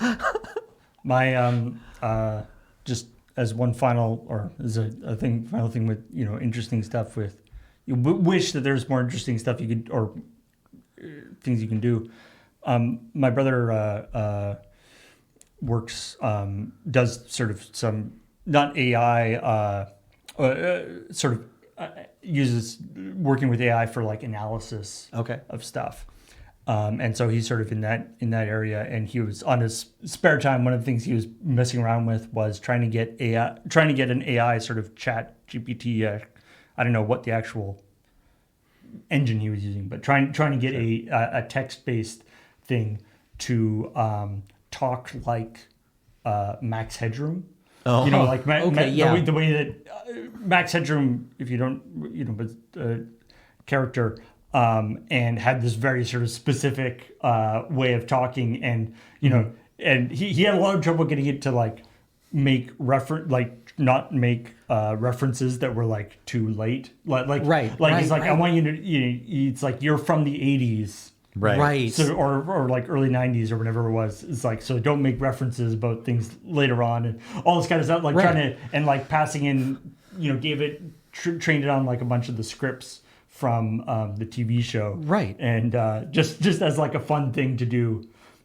He just did a text-based. I mean, theoretically, right? You could do it like text-based and then have like a video generation thing actually do the face and everything. But he didn't bother with that. But 1984. Oh yeah, so yeah, it would be Yeah, it was early 80s. Max Yeah. Matt Frewer. Yeah. Frewer. Who was later on Honey, I Shrunk the Kids. Yeah, also Canadian. Oh, really? Yeah. Oh, okay, cool. He just was like randomly hired to do this job. I love how they have no idea who Max Headroom actually was. Oh, like inside in canon in the show or whatever. No, the show was based on a pirate broadcast, wasn't it? Oh, okay. No, the show was just a music video thing. The pirate broadcast was referencing the Max Headroom character. that already existed. Okay. Yeah. Sorry, I got that backwards. And his makeup and stuff was designed to look like CG, but it wasn't actually. Anyway, That's sweet. we talked a lot about stuff in the actual episode of ChillPoint, but there's a few things that didn't make it into the episode. Yeah. We can talk about. For one thing, the coming up story. I guess that did make it an episode, but talking about. So the actual story here is that Roblox sued a company called Player Auctions. For Player Auctions was basically doing they're a platform for like reselling accounts and in-game currencies and that kind of stuff. Okay. That is Against TOS or something? extremely gray market to actually black market, depending on what your particular TOS and various things. So it's usually stuff that isn't. The companies involved certainly don't like it. Sometimes they tolerate it, but they usually don't like it. Okay. But in this case, Roblox was sort of actively suing them, being like, "You're messing with our economy." Right. Which we've done a couple stories about Roblox on ChillPoint before. The Roblox economy is just disastrous. Okay. Right. For the people, if you're trying to actually like, because Roblox sort of has this like creator thing where you can make games, right? You can Yeah. make things in Roblox and sell them. Right. Okay. But like the cut that Roblox takes from that is like ridiculous. Okay. So the amount of money that you can make on it is so minuscule. Right. It's really metered by Roblox's take. Yeah. Yeah. And you get paid in Robux. Okay. And in order to actually get those Robux, like if you want to turn those Robux into like actual money, it's like some ridiculous like 100-to-1 exchange rate or Sure. something. Like it's Okay. really bad. Okay. Anyway, so they're mad, and so they sued Player Auctions, and Player Auctions has now come back and tried to like respond to this suit and be like, by the sort of was it first sale doctrine, where it's like, no, these people own this thing and stuff, and it's we are within our rights to resell this thing that they own. Okay, yeah. It would be a kind of a big deal if they actually succeeded at this with this particular like argument. Mm-hmm. I don't think it's going to pan out for them. Yeah, yeah. Unfortunately, and especially like in the US and stuff, TOS sort of overrides stuff sometimes, but not all the time. Yeah. You can be made to sign something that doesn't make whatever is in it actually legal. Right. Yeah. Although it'll go a long way to making a difference in court if it was legal to begin with. Yeah. Right. It's like I wish for you to stop going into my cubby and stealing my stuff. Do you consent? And then you sign it. It's like, Yeah. okay, now if you steal my stuff in my cubby, it's like, hey, that guy stole my stuff. Well, yeah, But it's- if I'm it's- like, play my game and I'm going to cut your tongue out, it's like, no. But like Yeah. the first sale doctrine in relation to digital goods is already extremely. It's gone through a lot of different. Okay. This idea of like, because you buy something from Steam or something, can you Sure. resell it? You read stuff. A lot of it has not been very well established in case law, and I believe it's sort of gone in a lot of different directions depending on the very specific circumstances. Okay. So That's interesting and different from law, right? Like having multiple precedents you can try to... It's what happens is it's not even multiple precedents. It's that any ruling that gets made in an extremely narrow. Okay. Yeah, well, it things was where it it's was like the Okay, well, in this particular circumstance, the wording of the TOS Right. and the combination of circumstances means that yes, it can happen. yeah, it's like a few years ago the case between Apple and Epic, Right. where the judge was like, I am not going to try to make anyone define a video game. Okay. Because there was some concern that like that court would have to try to define what a video game was, and that would just send ripples of destruction out through the community. Right. You know, Right. like Right. black words of power were being spoken in this courtroom. Again? Yeah, that we're going to like, fire beams out into the world that would have drastic effects. And the judge, I think, was just like, I don't think we need to define that for this case. I think we can all agree that Fortnite, however, is a video game. Okay. Right, and that was kind of like the decision that they came down on. Later today, Cameron is going to be streaming some Warhammer 40K video game where he gets to play a wizard because clearly the black words of power need to go somewhere. yeah. Just kidding. Unless I'm not. Balatro. Balatro again. This was the Balatro Vindication news, right? So, Because it had both things happened, right? yeah, Balatro won a BAFTA. Oh, okay. Sorry. Right. Third Balatro news. This was great. Yeah. Oh, was Yeah. this the developer showed up in costume? It wasn't the developer that showed up in costume. It was the guy who played the clown in the trailer for the game. Showed up in costume. Incredible. In fact, let me. Sure. I can play this. Thank you, BAFTA YouTube official. So this isn't local thunk. This is like the actor from the commercial. Incredible. Amazing. This is weird, isn't it? Ben Starr. Yeah. Nice. Yes, it's me, that weird live-action Jimbo from the Balatro commercial.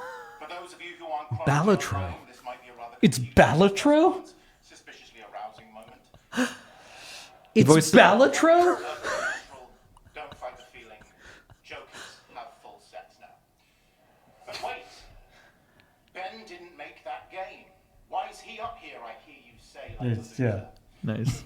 And yeah, you may have a point, but also screw you a little bit. That hurts my feelings. And so, what if my only contribution to Balatro was that trailer?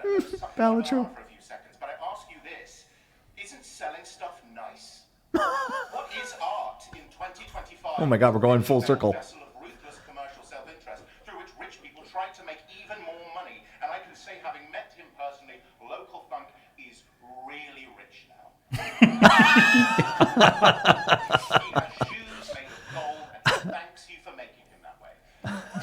He says here at the bottom, he wishes he could thank more people, but if he's being honest, it was just him who made it. Everyone else is a freeloader. I really like local thunk. Especially you, Playstack. I cannot start playing this stupid. game. More independent I games cannot like start that playing this game. They are the lifeblood of this industry. I feel like maybe I have to start playing this game now. Yeah. You can get it on mobile. Oh, It's everywhere now. Get it Yeah. on your phone. You can get it on your shower head. Yeah. Like, how did Cameron starve to death? Turns out Couldn't if you stop playing Balatro.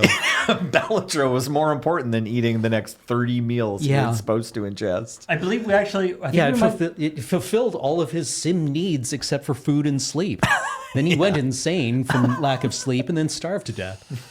I think we actually did a thing on ChillPoint where of the local thunk was talking about the pronunciation and Yeah. he's happy either way. Yeah, Okay. he's happy with any of the 17 ways you could Well, yeah, pronounce because it, it's right? like I assumed it was derived from the Bateleur in the tarot, right? Which is the name of the fool. singer or whatever. Oh, okay, all right, the fool. Okay. Also, I don't know. For I think there's a difference in terms of word pronunciation. There's a difference between like Yeah, English and well, it's like British yeah, English and There's a difference between you pronounce that wrong and that's just what it sounds like in that accent. Yeah, like we had a guest once who was British, and he was like giving me shit about pronunciation, and I was like, "Spell Gloucester." spell Gloucester Do it, I dare you. is, and if you say there's a C in that word, we're going to have a conversation about pronunciation. Yeah. Yeah, there's we all live in pronunciation glass houses. Yeah. It's Gloucester? Shut the fuck up. Okay, but like relevantly, Bellatrix won that BAFTA, and then also is in this new season of Black Mirror. Yes. I Okay. haven't got to that episode yet, or that scene at least. You don't speak English, you don't get to... They got their Peggy downgraded again, right? Their European rating. I thought yeah, that for got having there was gambling. Yeah, because Gambling. I wrote a story months ago about Yeah. how like you have to be 18 to play Bellatrix in Europe, although you only have to be like 6 to run a whole like gambling scam on FIFA and like sell packs to your friends for more than they're worth or whatever. You know what I mean? Like they've got a full on gambling access in the mainstream games because there's loot boxes and everything now. And then they got another country or somewhere. I thought the most recent one was like they got hit with the 18 plus or mature rating. Is on YouTube. YouTube. Hit them on a Yeah. a restriction Playing cards. on some of the thing. Yeah. People see playing cards and think perhaps an AI sees playing cards and activates. Sure. It. Who knows what they're using for their Right. their thing. We all live in pronunciation. 100 Closed houses. That's very good, Friday. Thank you. You know, a large. If you're trying to just go by percentages, the majority of things that have playing cards in them are probably gambling stuff. yeah, so, yeah, probably. You know, go for it. Yeah. But yeah. Path XL2, like the So- massive update, right? First huge update in Path XL2. Yeah. So the main thing that I found funny about this is this is one of these things where part of the amusement is the reporting on it, as well as the actual thing. So Path of Exile 2 is currently in early access, I believe. It's sort of they are in process. Are you a Path of Exile player? I've played a bit of Path of Exile 1 and I've watched some of Adam's streams. But Adam's a really entrenched Path of Exile player and is playing Path of Exile 2 regularly. So you can catch him on C Bats on Twitch. But yeah, he said I quizzed him briefly yesterday and he was like, yeah, I just didn't play for a little while. They've been fixing it. It's called Dawn of the Hunt, and basically the big thing it was designed to make things harder, Okay. and not just like the point wasn't just to make things harder for harder's sake. The idea is that they didn't like the way they thought that the way people were progressing through the game wasn't quite the way that they wanted to have it, like that the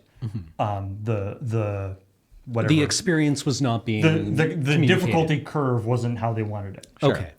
But as is often the case with these things, they seem to have overcompensated the wrong way. Right. And so apparently, like especially the first chunk of the game, when they put this update up, just became this like massive slog. Right. And like not more difficult, just everything. Nothing did as much damage, and things were just everything just slowed down a lot. Right. And apparently, like a bunch of, and this is one of those. This is, I think, one of those things where it can be a little bit different between like the sort of what streamers think and what regular people think. Yeah, the streamer's going to have a deeply entrenched relationship with the game. I wonder too if like trying to gauge how hard everything is for the developers is harder because during early access it's more diehards playing, right? Like it's like you're the always entrenched. You're going it's to the be power gamers playing, yeah. Right, and now Path of Exile has always been like a pretty, the sort of enfranchised user is kind of their bread and butter. Sure, fair enough. Yeah, maybe that's all the players. Yeah, but yeah, I think you're right about like you have to be careful about your designing your difficulty for the people who are like super keeners. Yeah, and then immediately alienating anybody who wants to try the game out. Right. So anyway, grinding gear games, which Again, I love the name of it. It is a good It's a good studio name. I haven't played a lot of it, but I enjoyed clicking on the monsters quite a lot in Path of Exile. And I thought it had a great story, honestly, surprisingly. Yeah, I was kind of interested in the story especially too. like the first bit, the first, Path of Exile is Yeah. one of those. It's like, well, the game really starts Yes. after you finish the thing. But from what I understand, like the sort of opening Narrative area arc, yeah. is actually really neat. Yeah, it's got well- some super cool bosses and some neat stuff. Yeah. So they had a lot of problems with this. So they've been releasing. They've released a couple of patches over the last couple days or last little bit. Dropping life, upping some of the abilities of some of the skills that weren't doing very well. Trying to get that balance back into gear. But they just released a post, they posted a thing sort of addressing these things. So many people reporting that the gameplay is feeling too slow. Sometimes the forum people saying monster life is too high, or player damage is too low, or areas are taking too long, and they're talking about this difference. And this, there's the thing. I think Yahtzee has talked about it. Zero punctuation or Ramblomatic, and other people talk about this. Your users are very, feedback from users is very good for finding out when there's something wrong with your game. Right. Terrible for figuring out how to fix it. But users are terrible. Like if the users are like, oh, all the enemies have too much health, that might be correct, or maybe, there's other things that have to be tweaked. Right. Like what the user says is the solution often isn't actually correct.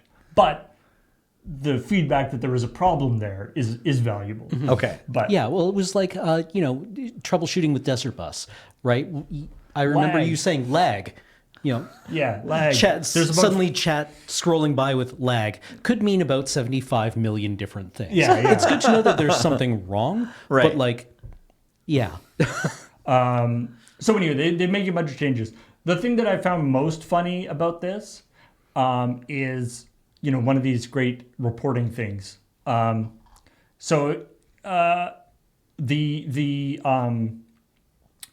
The what appears to be the original, because of course you can tell the original name of a article Right. by what the slug is in the URL. Oh, yeah. Fun trick for people out there, because they can't change the URL of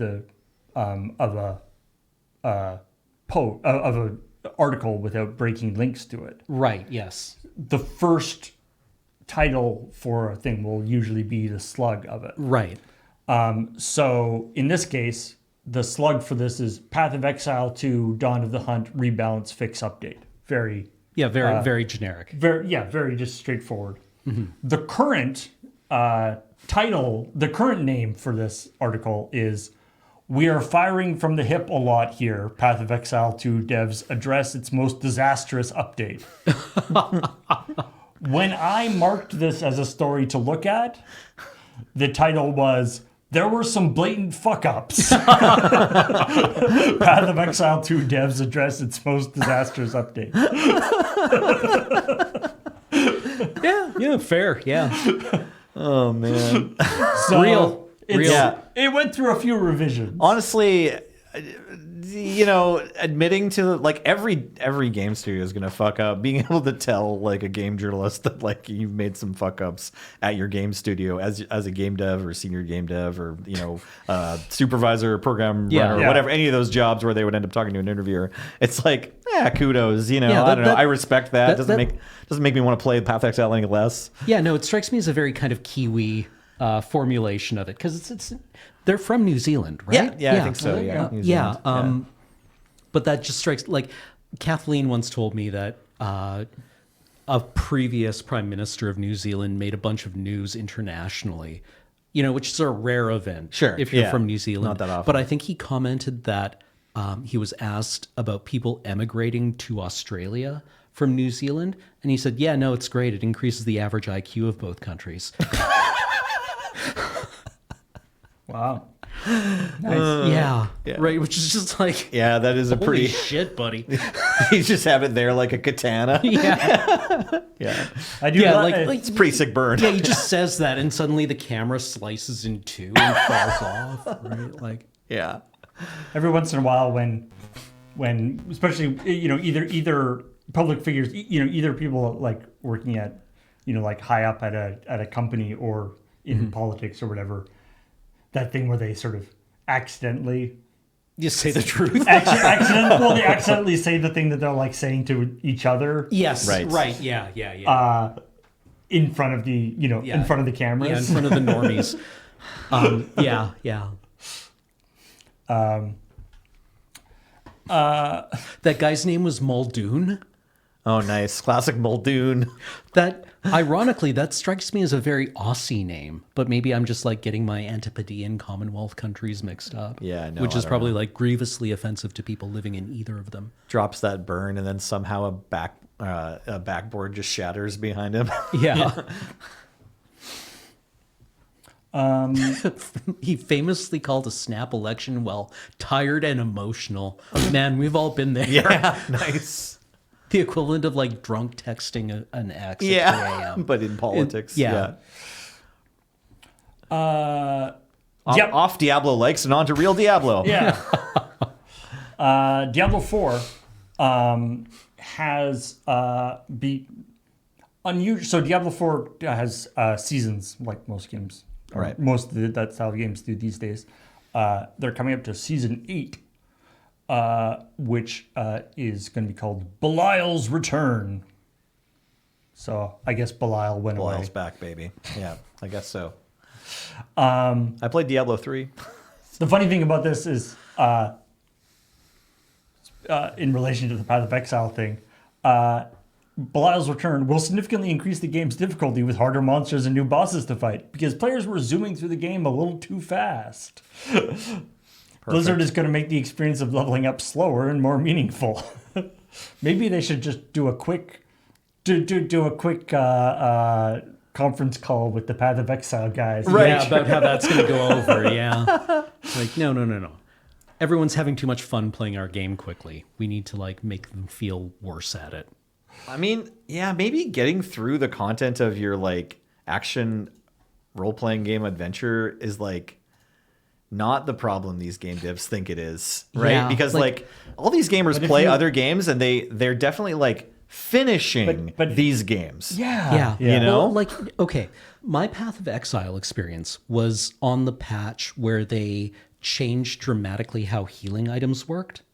So apparently it was before whatever this one was, the one that people hated the most because it changed play patterns and made you die quite quickly. Oh, okay. If you were used to playing it as the game had been before. But because it was my first experience with the game, I was playing like, I don't know, somebody recommended like, oh, if you're just starting out Path of Exile, play a Drain Rogue. Right. Right. And so you were like, I don't see the problem. This is Yeah. great. Yeah. And I was like, Seems like a skill issue.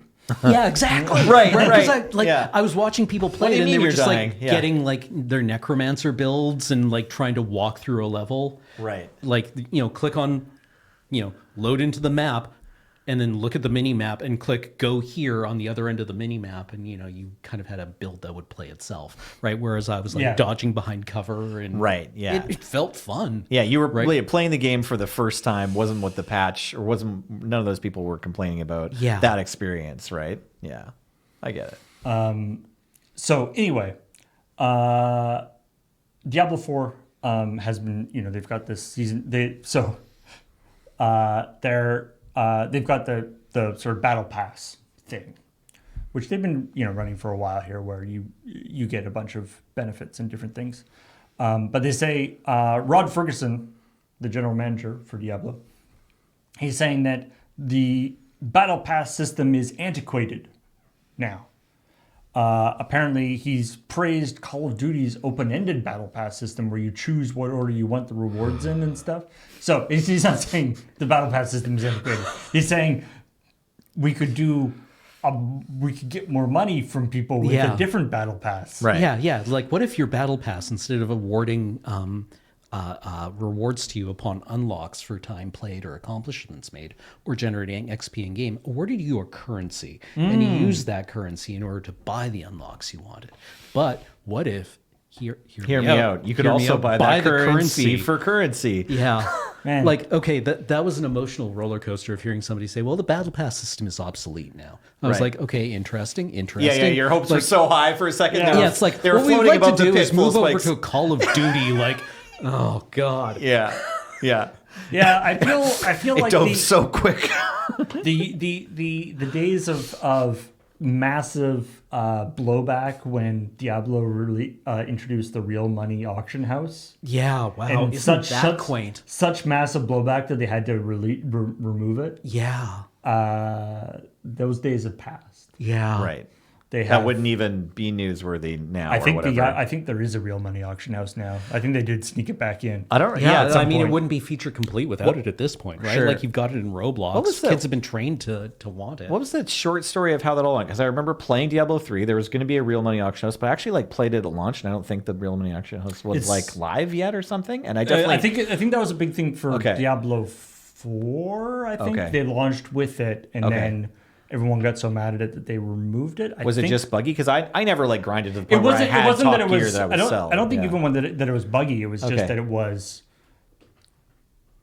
like oppressive or whatever. Yeah, Like, it was just predatory. It was, yeah, and because it was sort of, it didn't have the sort of like gold coins or whatever, right? It was right.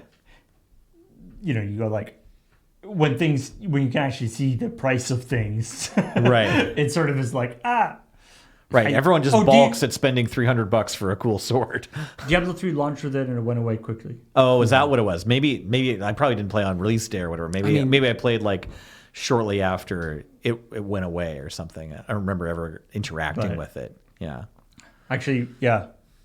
My experience in terms of talking about the Path of Exile stuff. My experience with Diablo 3 was I had a lot of fun playing it, but I totally luck sacked out, and without sort of realizing it, in like the first act, I picked up these bright lime green pants. And they had like it was something like 10 or 20% damage, or like 15% like melee damage as like poison area effect around you. But it was percent of your damage. So like they scaled. Right. Yeah, so you could keep them in And, all game. and it was like a huge amount of damage. Like I literally, like, I was just like playing. I was like, this game is really easy, Right. And like, I would just like walk into a big group of guys and just kind of stand there, and now I didn't even need to attack, and they would all just die. And I was like, this game is really maybe either I'm an awesome gamer, Yeah. or Definitely. and I ended up playing the whole thing on like the 2x hell difficulty. Oh, right. Because like I was literally like I'm having like this is actually kind of boring now, but I don't want to give up my pants. Yeah. Well, yeah. Yeah. And because they were a percentage, they scaled. So I was like end game wearing these like level 5 pants. Hard to I forget argue what they with were results. called, but they were bright green. Nice. So they looked stupid too. Good thing you didn't need to sell I, your account to Elon Musk. He'd be like, why are my pants only level 5? Yeah. Well, it's like, do you remember way back in the day when figure printing for WoW characters was around? Whoa. There was a penny arcade strip where one of them gives the other one like a figure print. He's like, what, you play WoW? Right. And he's like, you've ruined my life. Like, what, just log in, print your birthday present that you got for free, and stop being mad at me. And he was like, no, you don't understand. You've chained me to this game for 18 more months. You want me to log in and print this? And it shows his character who's wearing Burning Crusade like greens, Oh, okay. Yeah. where his belt is like a beaver face, and he's wearing like, an ugly purple hat. And I don't know. I thought it was funny. And No, that's sweet. I like the idea that your friend getting back into the game is like it's like the harshest curse or whatever. I actually know a couple that have that, or that had that story where it was like, at least the last time I talked to him, the guy's half of it was like, well, I told her if we both got into WoW that like I wouldn't be able to stop, and now we're divorced. Yeah, it's like, it's like she said she wanted to play into fentanyl. Yeah, this is it. The Poxfouled's legendary pants. Oh, Nice. They poxfouled. Wow. Stinky pants. Yeah, they do.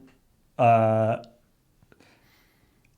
it has a vile stench that deals 492% weapon damage as poison Every 5 seconds. every 5 seconds to all enemies within 15 yards. That's kind of messed up. Yeah, this is for Diablo 1 or No, this is Diablo 3. This is Diablo 3. Okay, all right. And they're like level, 492? and they require level 8, so they're like super low level pants. Right. And they're legendary, and I just happened to pick them up, and I That's didn't sick. realize how lucky I was. 492. That's so specific. Anyway, Someone in chat was asking earlier when seasons for games started, because it seems like they're everywhere now. And I don't know. I want to say the first time I experienced it was in regular Diablo. And I don't totally understand this either. There's the same thing with Pact of Exile, but it's like, because it's a P versus E game, the seasons are basically just... It's like a race to have just like the coolest stuff in the highest levels, right? yeah, During a certain time frame. yeah, and I mean, there's sort of two ways that they do it. Like there's seasons, like PoE and different things do seasons in the sense of like they reset all the characters. Right. It's partially a way to... And they introduce new content usually. That's That's how they do it. But the big thing is they reset all the characters. Right. So it's like, so it's sort of, I mean, it forces people to go through the game again, but it also, you get to sort of experience the content again. And that kind of stuff. And it puts everybody back on the same kind of playing field, sort of like Magic standard rotation, where it's like, okay, everyone's playing with these rules. So again, everybody, if you're like Cam and you come in, you come in late, especially if you're playing like something that has like PvP stuff in it. It's no fun because you're like level 5 and everyone else is level 50 and you just get ganked. Yes. Yeah. So if everyone is coming in, I mean, people are more experienced at the game, but then of course it gets tied into content updates, and then it also gets tied into like battle pass stuff. So it's like when the new season comes, if you've got the like $15 a month battle pass, then you get a bunch of new, you get a bunch of cool cosmetics or whatever. So like for that, that season will have like the seasonal cosmetics. Would you consider like a World of Warcraft expansion to be kind of like a proto-season effect, where right, it kind maybe, of like, because that game is really old and has that's- been ongoing the whole Like time. it's basically, like season content is essentially like DLC, but on a specific on a calendar, Calendar. but schedule. like also offering kind of a reset experience. Because I remember like, when Burning Crusade dropped, a bunch of the hardcore raiders I was friends with were like going into that, and like one level later getting a green drop, like a common item drop that was superior to their tier 3 raid. Sure, yeah, Right. it's superior to the purples or whatever. Before, and being kind of annoyed by that, but also recognizing it as being like a kind of a Evolution. reset Right. on achievements. It's that, again, on Penny Arcade, I think like green is the new purple. Yes. Or something. Yeah. Yeah, so a couple good chats. One of them is like, Marvel thinks it started with MOBAs. Meshi argues they're an evolution of yearly sports games, right? So it's like any sport. Like, so we were talking about the player versus environment games, right? Where it's like it requires a bit of abstraction to think like, why do we need seasons? But for competitive games, it's a lot more straightforward, right? Like you have ranked ladders or you have like tournament setups, and those go until there's like a winner or just an end date, and then they reset. So everybody gets to be at 0, and you have a chance to get into diamond this time or whatever. Like, league. I mean, like there's probably like an exact answer where like this is the first game that called it a season, Right. and then like there's a more abstract answer where it's like, well, technically, what when you're the guy who ran your mush or your mud, Right, like, your mud. reset it, Yeah. in 1989, and we were- that I was was- kind of like a season. And we were talking about it because he pushed the reset button. Yeah. And there's also ranking stuff where they do where it's not like where your ranking doesn't like reset, but like, if you are a platinum ranked person, the season will shift and everyone will like shift down two Right. ranks or something. Yeah, that's how they do it in Valorant. Basically, they like drop everyone at least Everyone a whole drops, rank. but you Yeah. won't be, you have to sort of play. It encourages you to keep playing, Yeah. but you don't have to play so much that you have to keep on the treadmill. There's a little bit of like, oh, you can back off for a season or two and you'll still be sort of around. Right. It won't be too bad. But anyway, the final story that I want to talk about here, because we've been talking for quite a while already, but I wanted to get this one in because I think it's very important. There is a new game that's coming out on the Epic Store. That